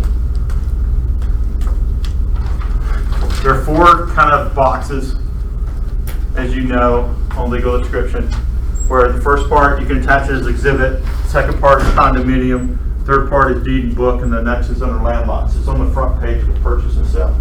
4 ways you can do it. I'm going to tell you what I do every single time because there's never ever a problem. I get prepared by the attorney. Yeah. I call Charlie, our buddy. Yeah. Everybody know Charlie Pollard? Yeah. Hey Charlie, putting in an offer on this property. I'm going to send you over the real list tax report. Can you send me over legal description, copy of the warranty deed? He sends it over, I attach it. Never ever a problem. But you know, 80% of the time sellers put the wrong legal description or incomplete legal description when they put land block or deed booking page. Yeah. Do the warranty deed, I promise you. Just attach it as an exhibit. Make sense? Okay. Let's see what's next here. Survey. Seller provided. The only thing you should know about that is if I'll give you a tidbit, other hat, if you represent the seller, I would never ever let them give a survey. Because unless you put a clause in there that you do not warrant any information on the seller, that this is for informational purposes only, that you are not responsible for any of its contents. Because what if it's inaccurate? Okay, now you've created a whole other situation. So let the buyer get one. Attorney may be able to check public records for one. Let them provide it. Just tell them, hey, go call your attorney. He might be able to get you one on public records. Should the buyer order one? I think our best practice is we say yes. People want to put up fences. People want to know if their fences are on someone else's property. And I think it's important. It's up to them though, right? We don't make decisions for our clients. Timeline for survey, if you can get it done, I would do it during due diligence. So you can try to stretch that out. Some of them are turnaround time about 7 days, so if you order immediately. Okay? Putting it all together using GAR forms. Not so fast. All right, first let's go back. Any questions on this? Information we should know and gather about the property. Do you realize we should really dive into the property for just a little bit and understand what's going on with it? Yes. Absolutely. Yeah, absolutely. Will you be able to share this PowerPoint with us? I can get, yes, if you send me an email. I have your email. I send you an email. Give me 24 hours. You can have 48. That's fine. I appreciate you. Thank you. Any other questions? Ahas? Is this good? This is awesome. Did you learn something? Yeah. Okay. Learn something? Okay. All right, let's talk about, this is really important. Not so fast, important conversations. What's one of the questions we should ask an agent? Do you have any offers in hand that require you to respond before I get an offer to you? Why do you ask it in that manner? It's very pointed when you ask it that way. Not if you have any offers. Because people have offers they're never going to respond to. And if they say they have offers, they're going to just push your offer up. Right? Go ahead. To see if it's an active offer or current offer. Right. And some people will say no, or they know they're getting one, but then you want to put in the clause that require you to respond before I can get an offer to you. Someone say, I'm going to send you one over and I need a response by 10 o'clock tonight. Well, if you don't know that, then you might send yours over at 10 o'clock in the morning and you lose. So I always ask before I can get an offer to you, and then I tell them what time. Okay? Clarifications and questions about the property. I think the most important thing you can ask is if all that research we just did, if there's something we want to know, we ask. But one of the things I want to make sure you ask is, why is your client selling? Because I think that's very important, because you really value it. Is it a divorce? And 50% of the agents won't tell you. The other 50% of the agents go blah, blah, blah, blah, blah, blah, blah, blah, blah, blah, blah, blah, blah. Not so much. And you're sitting there going, just right. Share it with your buyer and say, here's what we know. Okay? Request for any incomplete exhibits to be completed. Like, you're really helping them out. But if they sign an agreement and say community association disclosure will be added later, you know how you've seen that? We will add blood-based paint within 5 days. They have just committed to paying all fees. Because they haven't disclosed anything to you and you have a binding agreement. You understand that? So if you represent the seller on the community fee because they changed that form, you do not sign an agreement without that disclosure, or your seller is going to be obligated to pay all initiation fees, transfer fees, and assessments. I want to stress that. It's a loophole they screwed up. Now, that's going to change the next contract because somebody's going to go, Seth Weissman's going to go, we made a mistake here, there's a loophole here. Would you repeat that? So, community association disclosure. If you sign an agreement without that document, you know how some people will sign an agreement, we're going to add sellers to property disclosures within 3 days of binding agreement, we'll add the community association disclosures within 3 days. Now the way the community association disclosure is written, the seller is obligated, if he does not disclose at the time of binding contract, if he hasn't disclosed that, he's responsible for all those fees. He's responsible for the $1,500 initiation fee. He's responsible for the $200 transfer fee. He's responsible for the $5,000 assessment. It's big. You get it? What if you find out about it after they close? You gotta go to court then. Makes sense? This happened to me yesterday. So that's a court situation. I mean, I'm looking at the disclosure and it said there was not a special assessment, but then the seller. Now, does that community association, because they changed, does that disclosure that you close say that the seller's responsible? Do you guys realize 98% of what Kathy does is read the freaking form that we should have read before we had the problem? Okay, the form should tell you what's going on. It's the 2018 form. So you gotta look at the 2018 form because I don't think the seller's responsible there. Now they just they usually once a year the committee gets in there and they write all these new forms and then they usually make kind of a oversight. All right. Request for any incomplete exhibits to be completed. Background on how the listing agent moves in the process. All right. Background on how the listing agent moves in the process. If you're going to be in a competitive situation, I think the first thing you should do is go on FMLS, and you can put a little clause in there. You can search by listing agent, you can search by buyer's agent. And I would list the last 5 years, and you can see every property the listing agent sold. And then on the column, you can see every buyer's agent they work with, what office they're out of. And if you've been in the business for a while, you'll probably know some of them. And then here's what I will do. Tell me your name, I don't see them. Lisette. Lisette. Okay, Lisette, you're going to be the buyer's agent, and you worked with Andrew. Andrew's got the listing that I'm about to put an offer on. Ring, ring, ring. Hello, this is Lisette. Hey, Lisette, this is Doug Graves over at Keller Williams. How are you? I'm good, Doug. How are you? Do you have just a quick minute? Of course. I need your help on something. How can I help you? I have a lovely family that wants to buy a home from another agent that's in the marketplace, and we want to make sure that we get this home. You've worked with this agent before, and I'm not asking you to disclose anything that would be unethical, that you felt uncomfortable. But I want to make sure, as you know, agents work differently, right? And I want to make sure that we have a really great experience with Andrew. Can you tell me, and I'll tell him the name like Andrew does, can you tell me the experience you had last year with him? Yes, Andrew's amazing. He responds very quickly. He Great. is a pleasure to work with. Yeah, absolutely. You're going to have a great transaction with him. Awesome. So in that process, did you do a letter when you were representing the buyer? Did you do a cover letter? Is that something that he likes to see? Were there some things, was there a particular lender that you really liked or attorney that you liked? Absolutely. I can get that over to you. I think I recall that there were some nuances that he preferred, and that'll help you in your transaction. Wow. That's so great. Because I want this family to really have the home, and thanks for sharing that one. So ring, ring. Michael. You do that? Why wouldn't you? I don't know. Why wouldn't you? Because, I mean, if you're going to, do listing agents have really different personalities? Oh, yes. Okay. Do some of them are go, go, go, go, and some of them want to chat, chat, chat, chat, chat, chat, chat. Yeah. So if you're chat, chat, chat, chat, chat, and they're go, go, go, go, go, go, you just screwed up, right? And you don't know. You're calling this person blind. Some people don't even call me. You just send over an offer. Hey, I sent over an offer. The more I can find out about who I'm working with, the better I'm going to have a chance to get that offer. And I have called, I mean, I think the most I've called, 17. For what? Have you ever gotten a situation where the agent just badmouths the other agent? And Of course. More than once. And what do you do when you just listen? All you're doing is shutting up and just listen. This right here, there are agents and they have been doing this 30 years.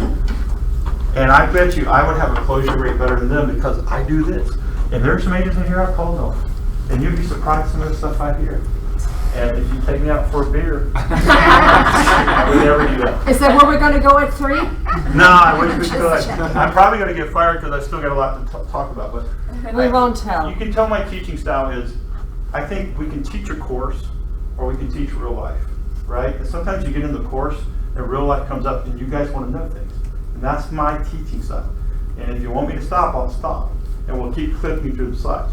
But this right here, if you do this, you will gain so much. I found out, like, I won an offer because I found out, the reason I brought that up, there was an agent that didn't like these little cover letters. There was an agent that hated, just did not like to have due diligence. He wanted the right to inspect the way it was done. I also found out that he liked his mortgage company. And so I found out it was just a shelter, which we have in a lot of Keller Williams offices, and I actually knew who his mortgage person was. So when I put in my offer, I had his mortgage company. I had no letter that he didn't like. You know, this family is so happy, and here's a picture of the little girl sitting on the front steps. Some people don't like that. Okay? Some people do. Now, if there's somebody who wants it, man, I'm doing a 3-page PowerPoint presentation. So you don't know this until you do this. This is the thing right here, I think. If you had one aha from me, Yeah. that's a beauty. Yeah. And I just shared it with you 15 people. And please be careful, because I know there's going to be some listing agents come over and say, now I know I am, so Does that help? Yeah. It's a beautiful thing. Don't be scared to do it. You're not doing anything wrong. I promise you, I'm a broker. I understand the license law. You're doing nothing wrong. Okay? It's important. Cover letter for offer. That's what I just go over. Some people want it, some people don't want it. People who go, they just think it's silly. And they're going to make fun of you. And then here's one other thing I'm going to say. You have to determine if this person's making the decision or this person's making the decision. How many times do we think the seller's making the decision and they're not ones really driving the car? There are a lot of listing agents that are pulling those strings. Okay? So by calling other agents, I find out if I got, can I just be blunt? If I got an ego-driven maniac who's just wanting to be in control, and half the time you just gotta dive to the minefield. Because what is our goal? Get to the house. Yes. Don't get into this. Here's another big point. I'm just gonna give you another big point. We're gonna get into negotiation next week. Everybody coming? Yes. It's gonna be amazing in negotiations. You will never lose another negotiation. Okay, maybe you'll lose one, but you'll lose a lot less. Here's what you have to understand. This is not a courtroom. How many agents treat this as a win or loss situation? Okay? I had one of the young agents that call me for broker questions a lot on weekends that I cover. Said, I just ran into an agent. I caught for the agent Pam Sligo over in Roswell that you do. She has such wonderful things to say about you. I said, well, first of all, I didn't know what it was. I'll back up. I said, oh, did they say nice things? Not nice things. Well, then you're so nice. Why don't they say not nice things? Because a lot of agents, hey Doug, I want 10 days due diligence. Okay. I want $750 maximum allowance, up to $750 for homeowner warranty. Okay. I want you to make sure the house is clean with Clorox, every surface, 24 hours for you close. Okay, let me check with my client on that. Check my client. Well, you know, they're not really willing to do that. We'll have a professional clean. Doug, why are you being difficult? You get it? You can say yes, yes, yes, yes, yes, and once you say no, all of a sudden you're the difficult, right? And because they treat it like a courtroom battle where you have a winner and a loser. You have to remember that, set the tone that let's work together. Because if you start making it about win, win, win, win, win, win, whoever loses is not going to sign the deal. And I tell my clients that, especially the ones that want, I want this house, I want $70,000 up because you're supposed to be the big shot negotiator. Well, that's not going to happen a lot of times. I'm going to have to say, well, let's list what's important to you. Let's get your first priority, second priority, third priority, and realize that 4, 5, and 6 may not happen because they need to get 1, 2, and 3. Because it's not going to work if you're not doing that. Everybody understand that? Go in with that mindset. If you got an agent that says, then I usually pull back, and my communication is text, and my communication is email. If you got somebody you're really working together, I can do phone calls with. Because what happens is it becomes an ego-driven battle, and nobody wins. Buyers, I'm going to say this statement, write this down. Elizabeth, write this down. Buyers and sellers are not the problems when you have a challenge. 99% of the time, it's the buyer's agent and the listing agent. How many here say, oh, the buyer's being difficult? Buyer's not being difficult. The buyer's agent may be difficult. Okay? So, background on listing agent, how they move in the process. We talked about calling on that. Cover letter for the offer, question of price. Here's what I tell when buyers are basically in a competitive situation. List price. List price. I don't even like escalation clauses because how far are you going to escalate? And how do you know? A lot of times they don't even take those. I basically pay list price and I talk to the agent and say, look, give me everything you want. Everything you want. I'm giving you a list price, give me what you want. If there's something we missed, Call me. please call me. That will do the trick 99% of the time. Because I don't know exactly what your seller wants. Submitting the offer. Sorry, I'm going to grab my water here. The winning offer. Review it. How many times send over an offer without reviewing from front page to last page? Of those 17 offers, I have one that didn't have errors in it. Misspelled words, exhibits labeled. I had 3 exhibit A's. I had one exhibit that was not checked on the back. Do you know, okay? Here's a good question for you. Another tidbit. Do you have to sign exhibits and initial exhibits for it to be part of a binding contract? Yes. No. Oh, no. Absolutely not. If you sign the purchase and sell agreement and they are clicked as attached, Right, then you don't. that's the acknowledgement. You don't have to have them signed. What's the best practice? To have them signed. But when some sellers agent's driving you crazy, or the other side is driving you crazy that this had to be signed or it's not binding, it's not true. Because when you have it clicked, we have added Exhibit A, we have added Exhibit B, you have acknowledged that they are attached, right? And then when you sign the purchase and sell agreement and the other party signs it, you're in agreement that this agreement has those attached. That's all you really need. Okay? Did you learn something? Yeah. It's my broker hat. I'll take my broker hat back off. Let's put the sales hat back on. Because I think it's important. A lot of people don't turn in an offer because they don't have the exhibit signed. Turn it in. Right? Turn it in. Have a coach or colleague review. I'll review your offers if you want me to. If I'm available, give me a 24-hour. Well, if you know, if I'm in the office, I'm at lunch, bring it. I'll take a look at it. Okay. Have someone review it. Have another set of eyes. You might have missed something. It's really important. If an exhibit is not checked on the back of that page 7, it is not part of the agreement. I don't care if you send it. It's not part of the agreement. You got to do an amendment to add it. Does everybody understand? Yeah. Got it? That form, should it be initialed, or the amendment itself is the signature? Bingo. You're good. That's true. The amendment itself. Best practice, go ahead and do the initial. But if you were in a court of law, they're probably not going to decide because you acknowledge to the amendment that you received it. Got it? Review with the buyer. How many of you review and go through your offers with the buyer? Good practice. Good practice, Andrew, Michael.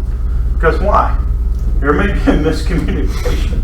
So you want to review it with them. I just go over all the different negotiating points that you have on it. It's like Right. we can negotiate here, here, here, here, and here. How Right. strong, how strong do you want to make it? Right. Verify how to send it. Okay? So this is very important. If it's not sent officially, it's not an offer. So you need to know what their official notification is. Verify received, always, and congratulate your clients because you got a winning offer. So submitting the offer, I'll have some questions. What was the last one again? Oh, Sorry. congratulate your clients. Yeah, sure. So, So I got an aha in here, which it makes me feel better for myself. Maybe still not as good for my buyer, but the last year it said that the buyer or the seller was responsible for any future payments, right, for the assessment. Now, the buyer's responsible for those payments that after closing. if it's disclosed. It didn't say Only if if it it's was disclosed. Did you find the community association? Yeah. Let me read this one. It's Seller warranty. Seller warrants that seller has accurately and fully disclosed all transfer and initiation fees and special assessments to the buyer. If any of the fees and or special assessments referenced in 4A and 4D, 4D is special assessments, what's 4A? Initiation and transfer fees? Where's 4A? Yeah, initiation and transfer fees. So any of those fees in 4A and 4D are either not disclosed or increased from what is initially disclosed to buyer above, then such increases are undisclosed fees and our special assessments shall be paid by who? What form are you guys reading on? This is, can we see it? We don't know. This is where it changed. Okay. Does that make sense, Andrew? Each one. So it's, most of your answers are right here. So again, yep, that's it. That was, look when it was changed. Look at this date. June 1st, 2019. Wow, that just happened. Yes, What form is that though? that is the community fees and disclosures, June 1st, 2019. Holy cow. So I am 45 minutes behind.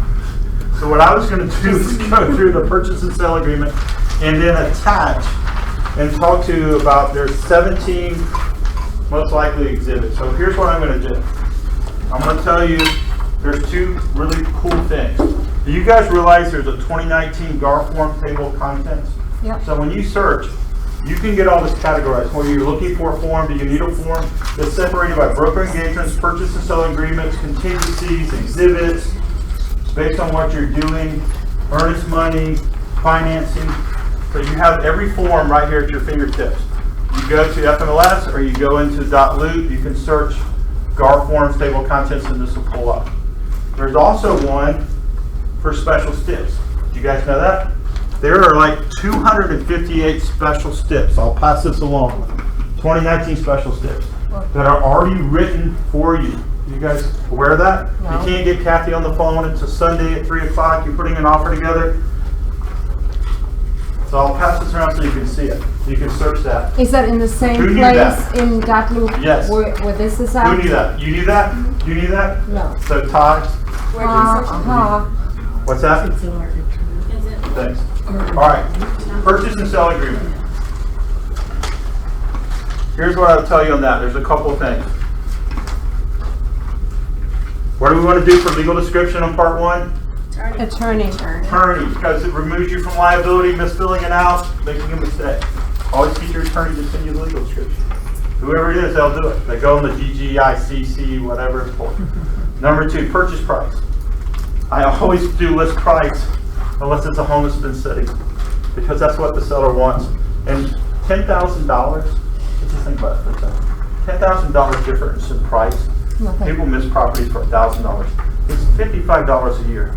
If I take my family of 4 down to Cinnamon Bistro once a month, how much am I spending? $100? Yeah. Okay, just get your client thinking about that. Do you want the property? Do you want yes? Or do you want to kind of fiddle with this where somebody's willing to do it? All the seller's got to do is get one to pay it, right? So think about it. I always like list price. I don't go above. I just do list price, and then I tell the listing agent, hey, we gave you exactly what you asked for. If there's something we're missing, please call me. Will you do that for me? My client's been underwritten. I do all the strict things. My client's been underwritten, right? They've already been through the process. For those who came in late, Supreme Lending and some other lenders will let you underwrite the whole client within 72 hours. Absolutely do that, because that, the list price, will get you the deal almost every time. Closing costs. Never, ever, ever ask for closing costs. If they need closing costs, what do I do? Up the purchase price. Of the purchase price. A lot of sellers, listing agents will throw the contract out if they see closing costs, because they can't think. They can't understand. So go back and add it, right? Closing date and possession. I have actually put in here C special STIP and put to be decided by seller. So if the seller comes back and you're in negotiation, you know they're talking to you first. Well, what are you looking for? I'm sorry, can you? It's a negotiation. You want the seller to. So for Yeah. closing costs, you would put a 0 in there? I do, unless the buyer is telling me I gotta have 5,000. What happens is seller goes, I'm not paying. Right, you cost, said and then you're you would eliminated. talk and add it to the Yes, list, I would take the right? price up if Right. they really feel they need it. But you would put a 0 then, in Yes. this case, okay. Yes. So you understand about everybody trying to guess when this best date for the seller. If you say to be determined by seller, what happens? They get to choose, and they're going to like your offer. They're going to look, oh, okay, and they'll call you. You want them to at least come back to you here so you can get in conversation, right? All right, so holder of earnest money. This is really big. I always think our office should hold earnest money. If you're a seller or if you're a buyer. Who is earnest money for, by the way? Seller. Yeah, it's for you. So which one? To the seller. It's for the seller. So why do we, as buyer's agents, or as sellers agents, listing agents, are we okay with the buyers holding it? Because it's for our seller. So I always use this language. I say, look, I said, as you know, my client's about to take, in good faith, take his property off the market for 45 days. We are requesting that we get to hold the earnest money. Kathy Woods is one of the top compliance brokers in the freaking Southeast. She will interpret the contract fairly, justly, and integrably. So that's how I do it. Now, if I'm the seller, hey man, if I'm the buyer, I just fill in that we hold it. because 99% of the agents say, well, the buyer's agent is always holding. So either way, I'm covered. I use the speech from the seller if I'm representing the seller. I mean, really, it's what hat we're on. I'm not doing anything wrong. It's just, how do we frame it? Because I will tell you, Coldwell Banker, Harry Norman, nothing against them, and some Keller Williams offices will protect their agents. They will interpret those contracts, who gets earnest money, based on their agents. Does that make sense? But I know with Kathy, that she's going to interpret it, because I've known her for 30 years, she's going to interpret it based on the information. That's all I really want. Because I'm going to follow the rules, I'm going to be fine. But note that. You always want, because when somebody asks, well, how is it going to be interpreted, who gets earnest money? The answer really is, who's holding it? Because I can line up 10 managing brokers and they will interpret something 10 different ways. Okay? Because they're going to protect their agents. So when you can, even though it makes sense, outside of due diligence, earnest money being distributed, because the only thing that's cut and dry is due diligence. After that, it's an interpretation. So if you want to make sure your client has a fair shake at earnest money, try to get us to hold it. And then I'll tell you another trick. You want to make sure you get your offer received? Turn in the earnest money check with the offer. Not a copy, unless you're holding it. So if they're going to hold it, sometimes they're going to want to hold it because maybe you're in a competing situation. Turn in the check. That freaks them out. It's like 50% of the time they're going to accept it because I've got a check for $20,000. You know, and then the seller goes, oh, well, we've already got their check. It's a mindset thing. Think about it.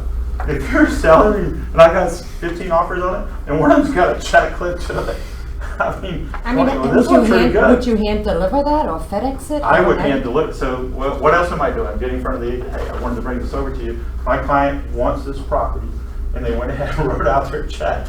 And I just kind of had like the bubbling agent. I go, man, you ever seen that?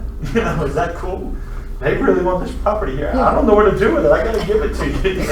But in that situation, you're still requesting that we hold the earnest money? Well, it depends. So in this case, I'm switching hats here. Sometimes, if I know that this may push them over, if I talk to all these agents and they say, well, they always want to hold earnest money.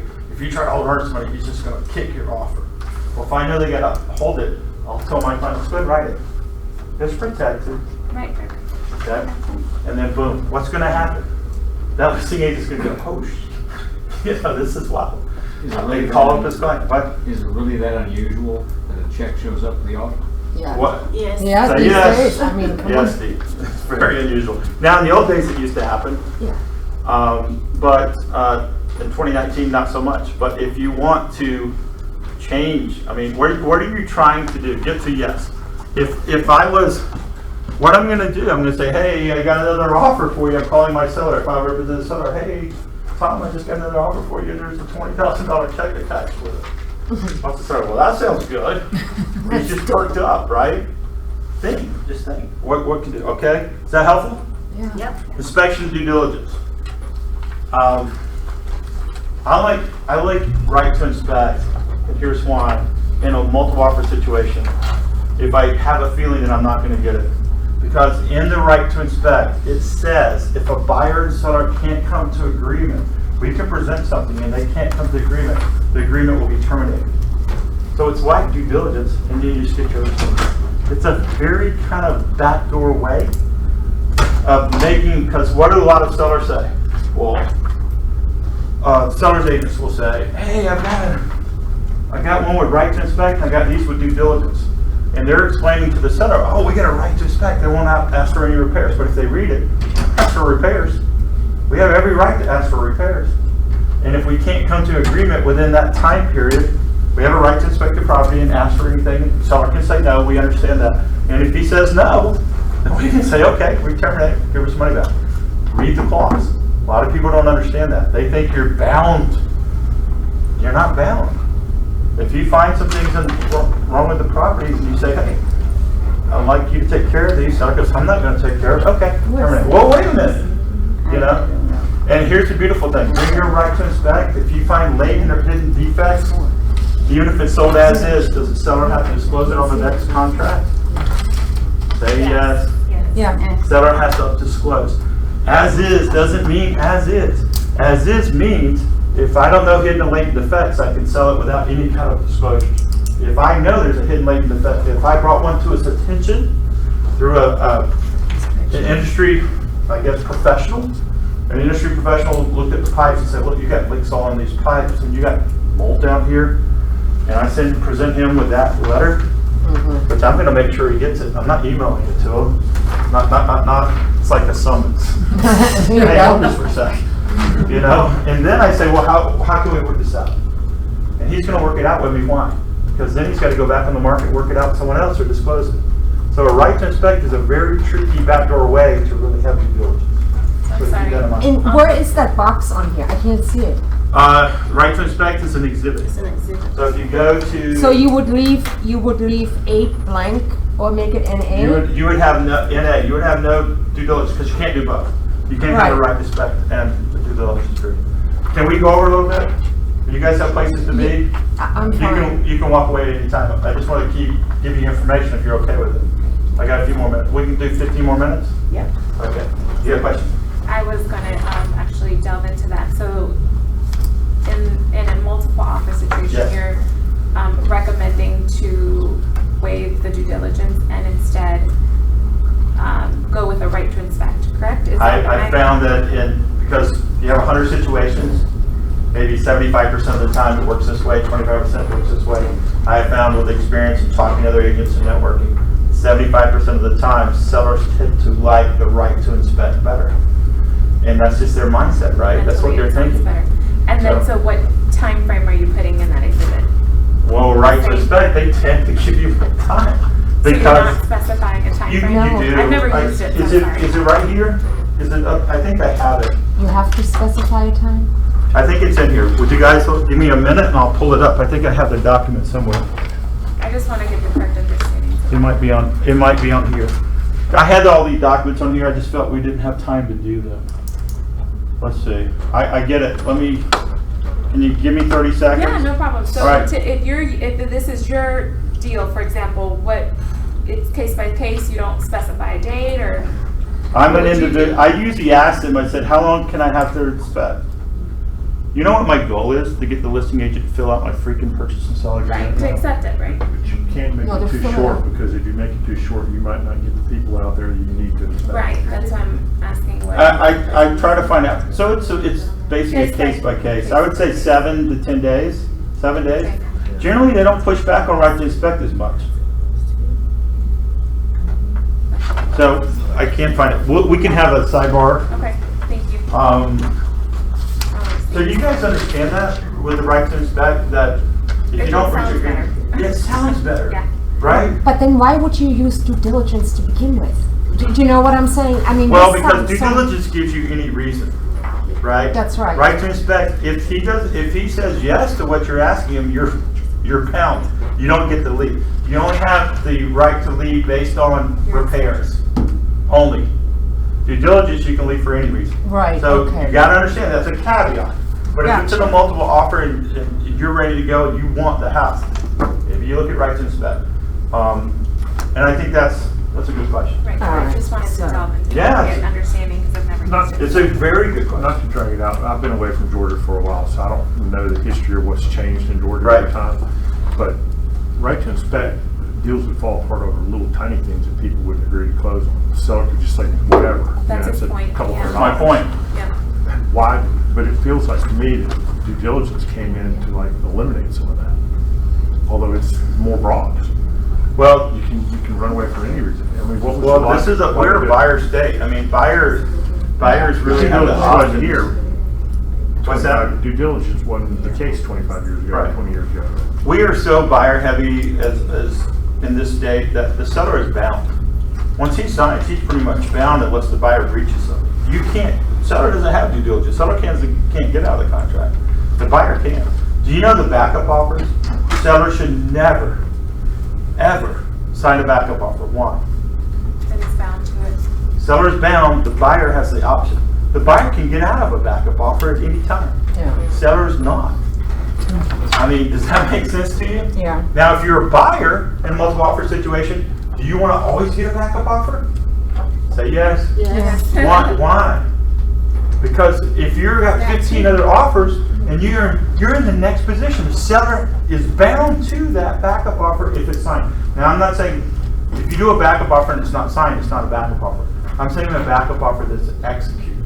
Because once it's executed, then seller is bound by it, buyer can still get out. You know, because when you notify you're in primary, usually there's a 48 hour, I think is what it is, or 72 hour, so the buyer can decide if they're going to move forward or not with a backup. Seller has to notify when the primary is gone, and that buyer has the time to think. Seller does not have time to think. So if you represent the seller, you don't want to sign them in most cases. If you represent the buyer, get it signed, because then you're not fighting with everybody else again. Does that make sense? Yeah. So if I'm representing the seller, I'm going to kind of tell them, you don't really want to sign that. But sometimes they will. It's not my decision. Right, or would you suggest you can accept it but not sign? Well, you can, well, you're not really accepting it if you're not accepting, but you can kind of lead them on right. and say, yeah, come on. We'll welcome it. But it's not a binding agreement, right? Is that helpful? Yeah. A lot of people don't know that. I didn't. You didn't know that? That if you could, I thought submitting a backup offer, well, they had my offer, but I didn't know that. Get it signed if you represent the buyer. Yeah. Then you're in place. There's a special exhibit for that too. Yes. Yes. Very good. Thanks, Mike. So buyer brokerage relationship. This is very important. If you're working on a team, and it's your listing, do you have to disclose? Like, let's say, I know Michael works on Kelly's team. Y'all work as a team. So it's Kelly's listing, and you basically are the buyer's agent. You're a designated agency, right? Did you know that? Yes. Because you're both working. You're not representing the client. You have to check designated agency. Oh, yeah. And then material relationship, he has to disclose. This is Georgia license law, that he's on the same team as the listing agent. Not in the same office, on the same team. You guys would have to do that. Does that make sense? Yeah. Husband and wife. If Cheryl and I, my wife is Cheryl, she's my business partner. If we're both listed as listing agent and co-listing agent, we get an unrepresented buyer. Can we check designated agency where I represent the buyer and she represents the seller? Yes. No. No, because it's dual agency what you're talking Dual about. agency. If I'm not listed as a co-agent, even though I'm her husband, can I check as a designated agency and represent the buyer? Yes. Yes. Because it's not dual, because you're not co. Because we're not co. If you're both listed as the agent or listing side, it's dual agency if you're representing the buyer. It's very important. You guys get that? If you work in partnership with someone, and what we are trying to do now, what we will probably do before we hire a buyer's agent, is take me off all co-listings in case that happens. Make sense? Yeah. Can you do the buyer as a customer? You can do the buyer as a customer, but sometimes buyers don't want to be customers. And I have to disclose, we have to disclose our maternal relationship as husband and wife. Right. Because it's a very fine line. You know, broker training tells you, because we're husband and wife, we're going to accidentally say things in confidence. When you're a designated agency, and maybe Aaron, let's say Aaron's working the listing side, and Michael's working the buyer side of the designated agency, they have to keep the confidentiality with the broker, right? They can talk to our broker about their client, and she can talk to our broker about a client. But when you're husband and wife, you've already met with the client. You may know things, and then when somebody else comes, you can't undo that confidentiality, right? So it becomes a problem, and it's a very serious problem that Georgia Real Estate Commission frowns on. So we have to be careful when we're checking those boxes. Yeah. Okay. And if you work as a customer, fill out. There's an exhibit. Buyer works as a customer. There's Okay. still a fine line with that though. Because So very fine. I did my first one and I wasn't comfortable Right. with it, and I don't think I would ever do it again. So, yeah, you got to be careful.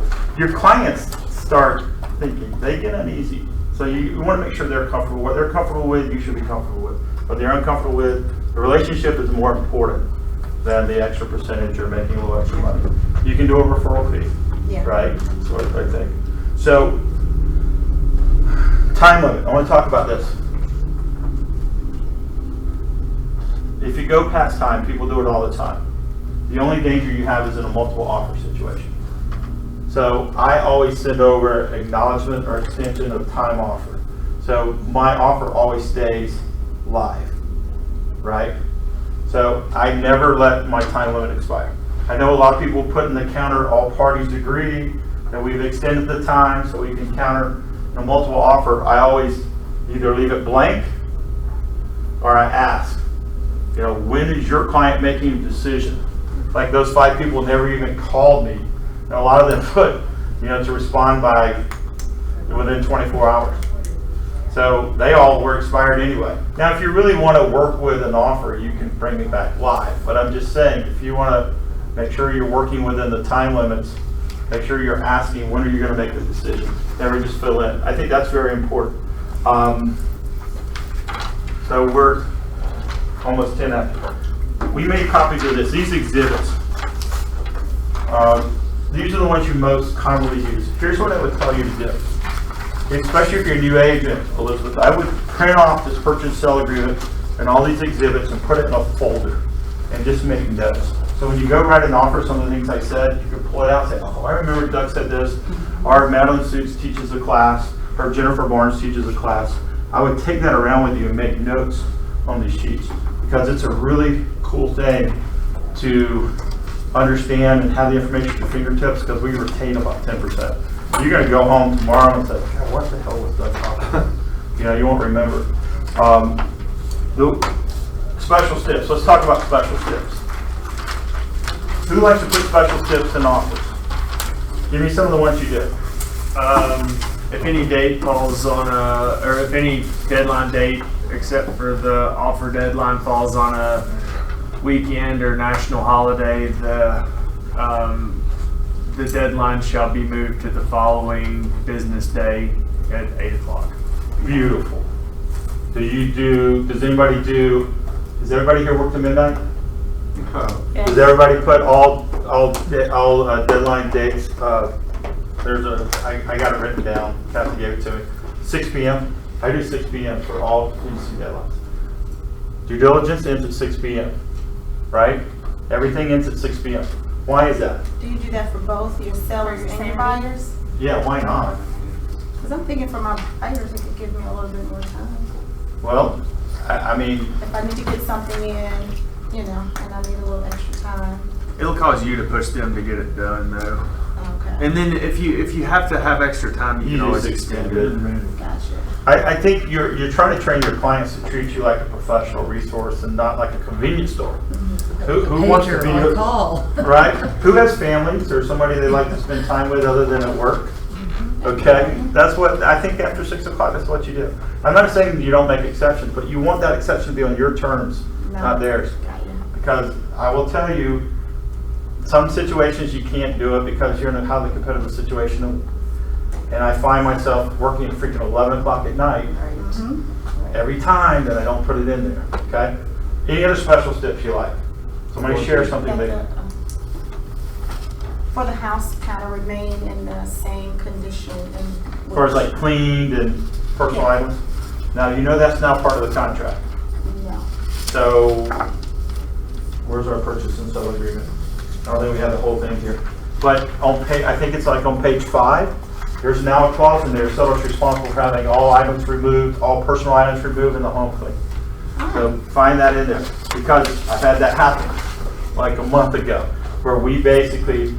There was a tractor trailer load of personal belongings behind a greenhouse, chemicals, old paints dumped in the very backyard behind the greenhouse. Nice. And of course it was the agent. Oh my God, what's that there? We didn't close. And I told her, I said, I'm not being a, can I just be a douchebag or an asshole? Some people think I am. But I'm saying, look, I'm protecting my client. This becomes my client's responsibility if we sign at 11 o'clock. So let's set it for 4 o'clock. You make some calls, have it gone, or you're being no. I'm not. But I'll do you this favor. Let's call my client right now and see if they want to do something different. And I called in front of her and I said, hey Sally, this is Doug. We have a little bit of a situation. There's some personal belongings, like 37 paint cans, a month of pesticides. I know you have a 1-year-old, 3-year-old. That's the reason I'm telling you this. And I just sit there in front of the agent, like maybe the light goes off. And I said, you know, broken furniture. It was literally one of those rider trucks full. And so The seller was told by the listing agent that it would be okay to leave it because they might want some of the paint, they might want some of the thing. That's what we found out when the seller came to apologize. We didn't know. At least, that's what he said. So bottom line, we didn't close, and I sat down in front of her, and she says, Doc, I really like that removed. I'll put it on speakerphone. You see that? My client. This is not me.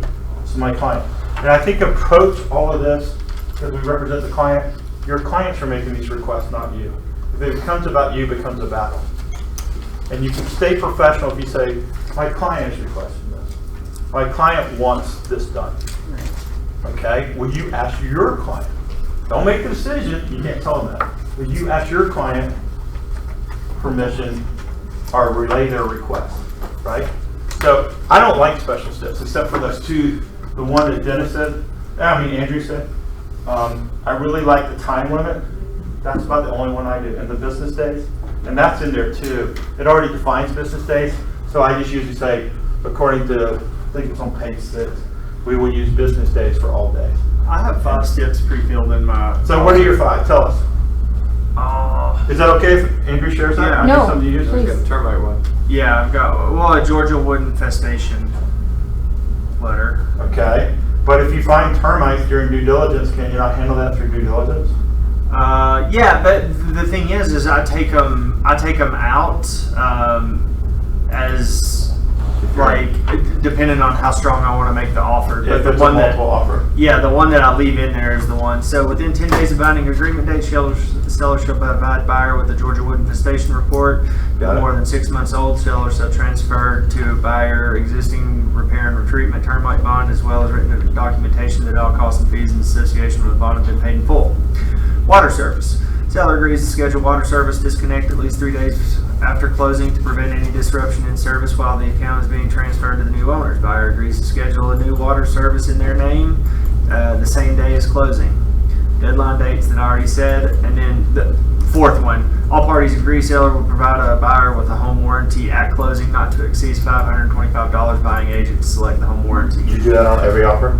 No, I take them all out. Okay. I just have this pre-filled, okay.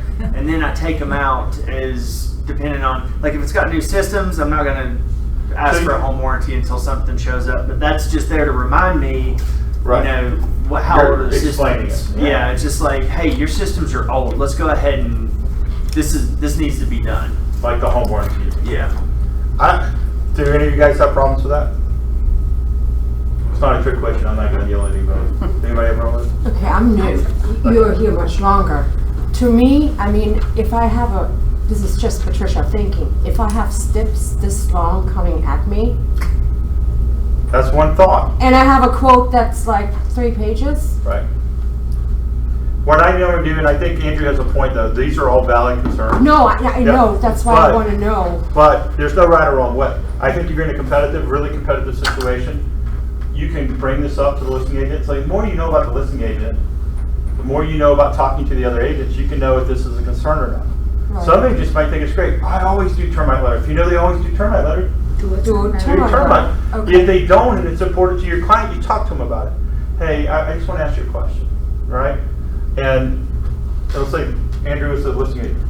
Hey, Andrew, I just want to ask you a question. As you know, Georgia's got more termites than people. My client has always heard that termites are a problem here. What is your thinking? Has your seller have it? Oh yeah, I forgot to mention the seller exposure. They have a termite control system. And right? You find those in the and special so things like that. catalog? So you have a conversation. I think if it's something important to your buyer, you have a conversation. Thanks. And then you go back to your buyer if the listing agent says, I don't want that in there. If you're just trying, every individual situation is different. I see a situation where I would put everything that Andrew said in there, and I'll see a situation where I wouldn't. So I think the more you know about listing agents, the better. If it's competitive, you probably wouldn't try it unless your buyer is pushing you, because we work for who? The buyer. And if the buyer tells us, we just say, hey, we may be sliding to maybe or no if I do this. Just want to let you know, it may happen. We may have a greater chance, right? So I just think that's very important. I think, Andrew, those are all good steps. And I probably have a couple. The other one that I like to add, can I just share one with you? Yeah. That I think is very important. Do you guys realize if your client passes away, Oh, that sucks. that they still are bound, or something happens like that, you know you're still bound to the contract. Right. But So you can't. there are some times, I had this 84-year-old lady. You might want to put, yeah. She didn't pass in this case, but I was worried about it. But if that's one I like to have. And I would read through these steps. There's You're a lot gonna of these scare steps them you have to off, think about. man. What's that? In case you pass away. No, there's a way to do it. It didn't say like if you die. Just for any reason, Extenuating circumstances. extenuating circumstances that is a contingency way. If my buyer is unable to fulfill this physically or whatever, we understand that the contract will terminate. And then I say off record, because I'll tell you, there's been listing agents who will tell you our agents have been in this business long enough. That's happened. We had that happen in our office like 2 months ago when I was talking to Kathy. That an agent was involved in the transaction with the seller actually passed away, and the kids, didn't know. And then the buyer changed their mind because they didn't know if the seller was going to be able to perform on that deadline, and they get an extension. Because they can't transfer title, they get another 8 days, and they didn't want to lose out on their second home. They didn't know if they were going to try to get out of it. So the buyer said, "Whoa, I want to get out." But so you have to think those things do exist. They do happen. Dory also, in Ignite, she mentioned one, I don't remember exactly, but it's like something like, the agent's name will be the first contact in any new construction, investments and whatever. Right. Just in case if your buyer goes out. Right. I think that may be the buyer agreement though I'm thinking of. Do you guys realize your buyer agreement has to be, and I know there's certain agents and I love this, but you guys realize that Georgia license law says Requires. we're either representing someone as a client or a customer. And if we start giving them information and treating them like a client, we are supposed to have a written agreement. I know a lot of people don't like to sign it to the very end, but keep that in mind. I mean, it's like jaywalking. Is somebody going to beat you over the head with it? But we do have to understand there's a difference between someone being a customer and someone being a client. And if you represent them as a client, that's a good way to get let them read the agency agreement. Say, look, I'm about to give you a lot of information that's going to be helpful in you making a decision on this house. I'm going to tell you things that you would not know if you were just a customer. Before I do that, I need to make sure our relationship is in writing. That's what I'm allowed to do, right? So I think it's very important to try to get that signed. You can decide whether or not you want to collect fees if it doesn't work out. But remember, they're a client of the brokerage, not you. So I would do what's best practice for the brokerage. Brokerage got to have permission if you're waiving fees. This is not our client, this is the brokerage client. I know it's semantic, but keep that in mind. Yeah. Any general questions? Okay, let's see if we get this real quick. What information is going to be, who got information that's helpful? Who was the first one? Was that Steve? Overload. Did you get information that's helpful, Steve? Yes. Okay. How to write an offer. People have a better understanding what they might do differently on their next offer. Oh, yes. Somebody give me something they're going to do differently they didn't do before. In a multi-offer situation, I'm going to put the TPD by, to be determined by seller. Okay? For the closing date. For the closing date. Right, special step, right? Special steps, yeah. Okay? Because basically, if they sign it, right, you got to do diligence, you can get out if you don't like it, right? And if it's the right to inspect, and if you can't perform, you get a unilateral extension anyway. They're not going to back out. All right? Anybody else learn something? What not to put in an offer? Where did you learn not to put in an offer? Who said that? What I did. What did you learn? Not to put in an offer. A lot. Is it all like? It is. It's just all up here jumbled for the moment. But Okay. it was very helpful. Okay. Very, very Diligence, helpful. use right to inspect versus due diligence. If you feel comfortable and your buyer feels comfortable, right? Anybody learn what's inside my head? It's all crazy. I know it's not a formal, and I know there's a lot of better ways to present information, but I'm kind of congruent. If you want to know things, I kind of, and I think that's an important way to teach, because I think I don't know what you know until you tell me, and so we go down those rabbit holes. So I just want to make sure, and the next class is going to be fun, because we're going to talk about negotiating. I can give you some things that you go, oh, never thought of that one, negotiating. Extras. Who learned the extras? What's an extra that you learned? Underwriting's better than cash. Yeah. Underwriting's better than cash. Yeah. Yes, That that's was a big thing. That was a now, big right? one. That was huge. I mean, my seller picked it. Talk to your seller. Yeah. Like, if I can present someone that the bank's already cleared, Well, already got the all way the you information. presented it, it's golden. It's 2 golden. Where I see the cash thing, like you said, like the child support thing that's like 8 months old. It's like I said, I mean, I can spend $100 grand on my way out the door on my phone. Yes. Not that I have it, but Multiple offer. Who learned about multiple offers? What will you do different in multiple offers? Anything? do a backup offer and have buyer sign it. Buyer should sign. You want your buyer to sign back. Never the seller. Right. Seller disclosures. Good. What did you learn about seller disclosures? Are we talking about seller disclosures? Yeah, you said they're not that important, I think. Or you don't look at that important. I don't look at them that importantly because I will do the inspection. What I do look at is the back page of what's being left of the house. That is so important to me. And anything they check yes, I want to know the explanation. When it comes to water, repairs, that type of thing, to make sure they're done. Okay? But I think people get so caught up on them. I think the seller's disclosure kind of gives you an idea, though. Do I want to put an offer in on this house? Yeah. Bingo. And that's why it's so scary when it says as is, where the seller, you at least have something to look at. You get some more confidence. But as is everything's negotiable, though. Well, yeah. I've negotiated so many things on as is houses. It just makes, when a seller says they want to sell a house as is, I say sure. We'll sell it as is. Because it doesn't really mean anything. Because if you got late and I hit the defect, you still got to disclose. So I give them a piece of paper. All right, start disclosing. What do you mean? Anything you know that is structural, safety, or hazardous? Well, I'm selling as is. Well, that doesn't relieve you of that responsibility. So start writing. So anything else I can help you guys with? I have an as is right now when they were like, well, I just want you to know that the seller's not going to do anything. It's an FHA and there's a list of things that must be done. So now he's servicing AC, he's Absolutely. this long list of things, and he's like, I want you to know, but he's doing all of that now. I think what happens in the beginning of a process, people have mindsets, and when the process unfolds, you can spend a lot of time fighting mindsets, or you can just let it develop. I let things develop, and then I go, okay, well, here's what we're faced with. What do you want to do? Yeah. You know? Because I think we spend so much time of trying to explain so many things that may never happen. And if somebody wants to be as is, all I explain is, okay, what do you mean by as is? Some people don't really know. Well, I'm not going to do any repairs. I'm going to say, okay, well, what if an inspector came in and there was mold in your basement? Well, I got to fix that. Okay. So what if the electrical inspector comes in and says, look, there's some wiring problems. You got to make this $1,000 repair or the house is going to burn up. You can't insure it. I'll do that. Well, then why are we selling it as is? Why don't we just address the things that are structural, hazardous, or safety? Oh, okay. I'm just not going to paint the bathroom pink. Okay? Well, I wouldn't ask you to do that. Right? You understand? I think a lot of times they don't know. So some of those battles you can pick up front and say, let's talk about what as is means to you. Because it might not be the same thing what you're thinking. As is basically means to them that I'll do the things I have to do. I just don't want to do the things that are cosmetic. And so that's really reasonable anyway. Right?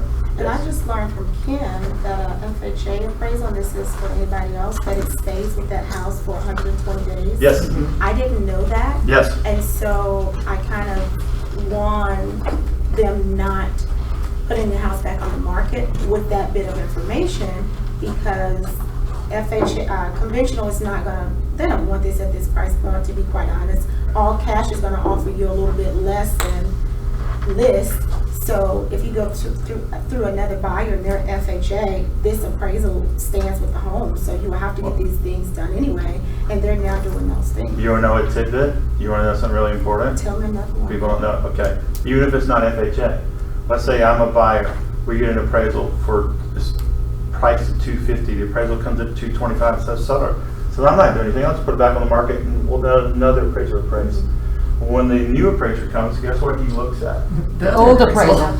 Okay. It's a record. It's official record in the RedLink database. So it doesn't matter if it's... So it pops up and he's going, okay, well this one's 225. So he's got to be careful because he knows it's already been appraised at that. So what I tell the listing agent, I said, okay, so you're saying have you explained, can I just ask you a question? We're still talking. They're all hostages. So they're getting tired. We just put the gun away. So I'm holding them here. So the thing to understand is conversations. I think the beautiful thing that you can do is have conversations with people in a very neutral, calm tone. And so I'll have a conversation with a listing agent like this when it doesn't appraise. I'll say, so Steve, I understand. Your seller's really disappointed it didn't appraise. I get it. I know if it was my seller, it would be too. So my question to you is, I just want to ask the question. I know you've explained. I always do it this way because I never say, did you know? I always pretend like he's already done it. I know you've explained to the seller that the appraisal becomes official record in the Red Leaf database. And when the new appraiser comes, he's unlikely to just go crazy and give a new value. What did your seller say to that? Well, I'm waiting to hear back from him. Oh. Guess what he's going to go do? He's going to go call his appraiser, verify, yeah, that's true. Call his seller and say, if we go back on the market, because he wants to get the house sold. Right. If we go back on the market, that appraiser's a record, and our new appraiser, the new bank may not, he's got to look at that. Unless we can show that it was faulty. Now, if you can show that it was not correct, there was an error made, that's a different thing. So guess what? Sometimes if you do the right conversation, instead of saying, well, your appraiser's bullshit, you can say that and all it does is tick off the other agent. But if you say, hey, what happened when you explained to the seller that this will be of record? And they're going to go, oh, and then they go verify that's true. And then they talk to their seller. And their seller comes up, well, if you come, we'll come down 20 if you come up 5. Then it becomes a negotiation. So I think there's things you can always do with conversations.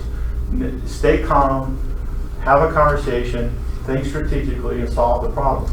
A lot of people just think when it's done, it's done. It's usually not done. You know what my fallout rate is? It's about less than 1%. You know what the average fallout rate for deals are when they're about 30%? Wow. Because I think a lot of times they don't need to fall out. Just find solutions.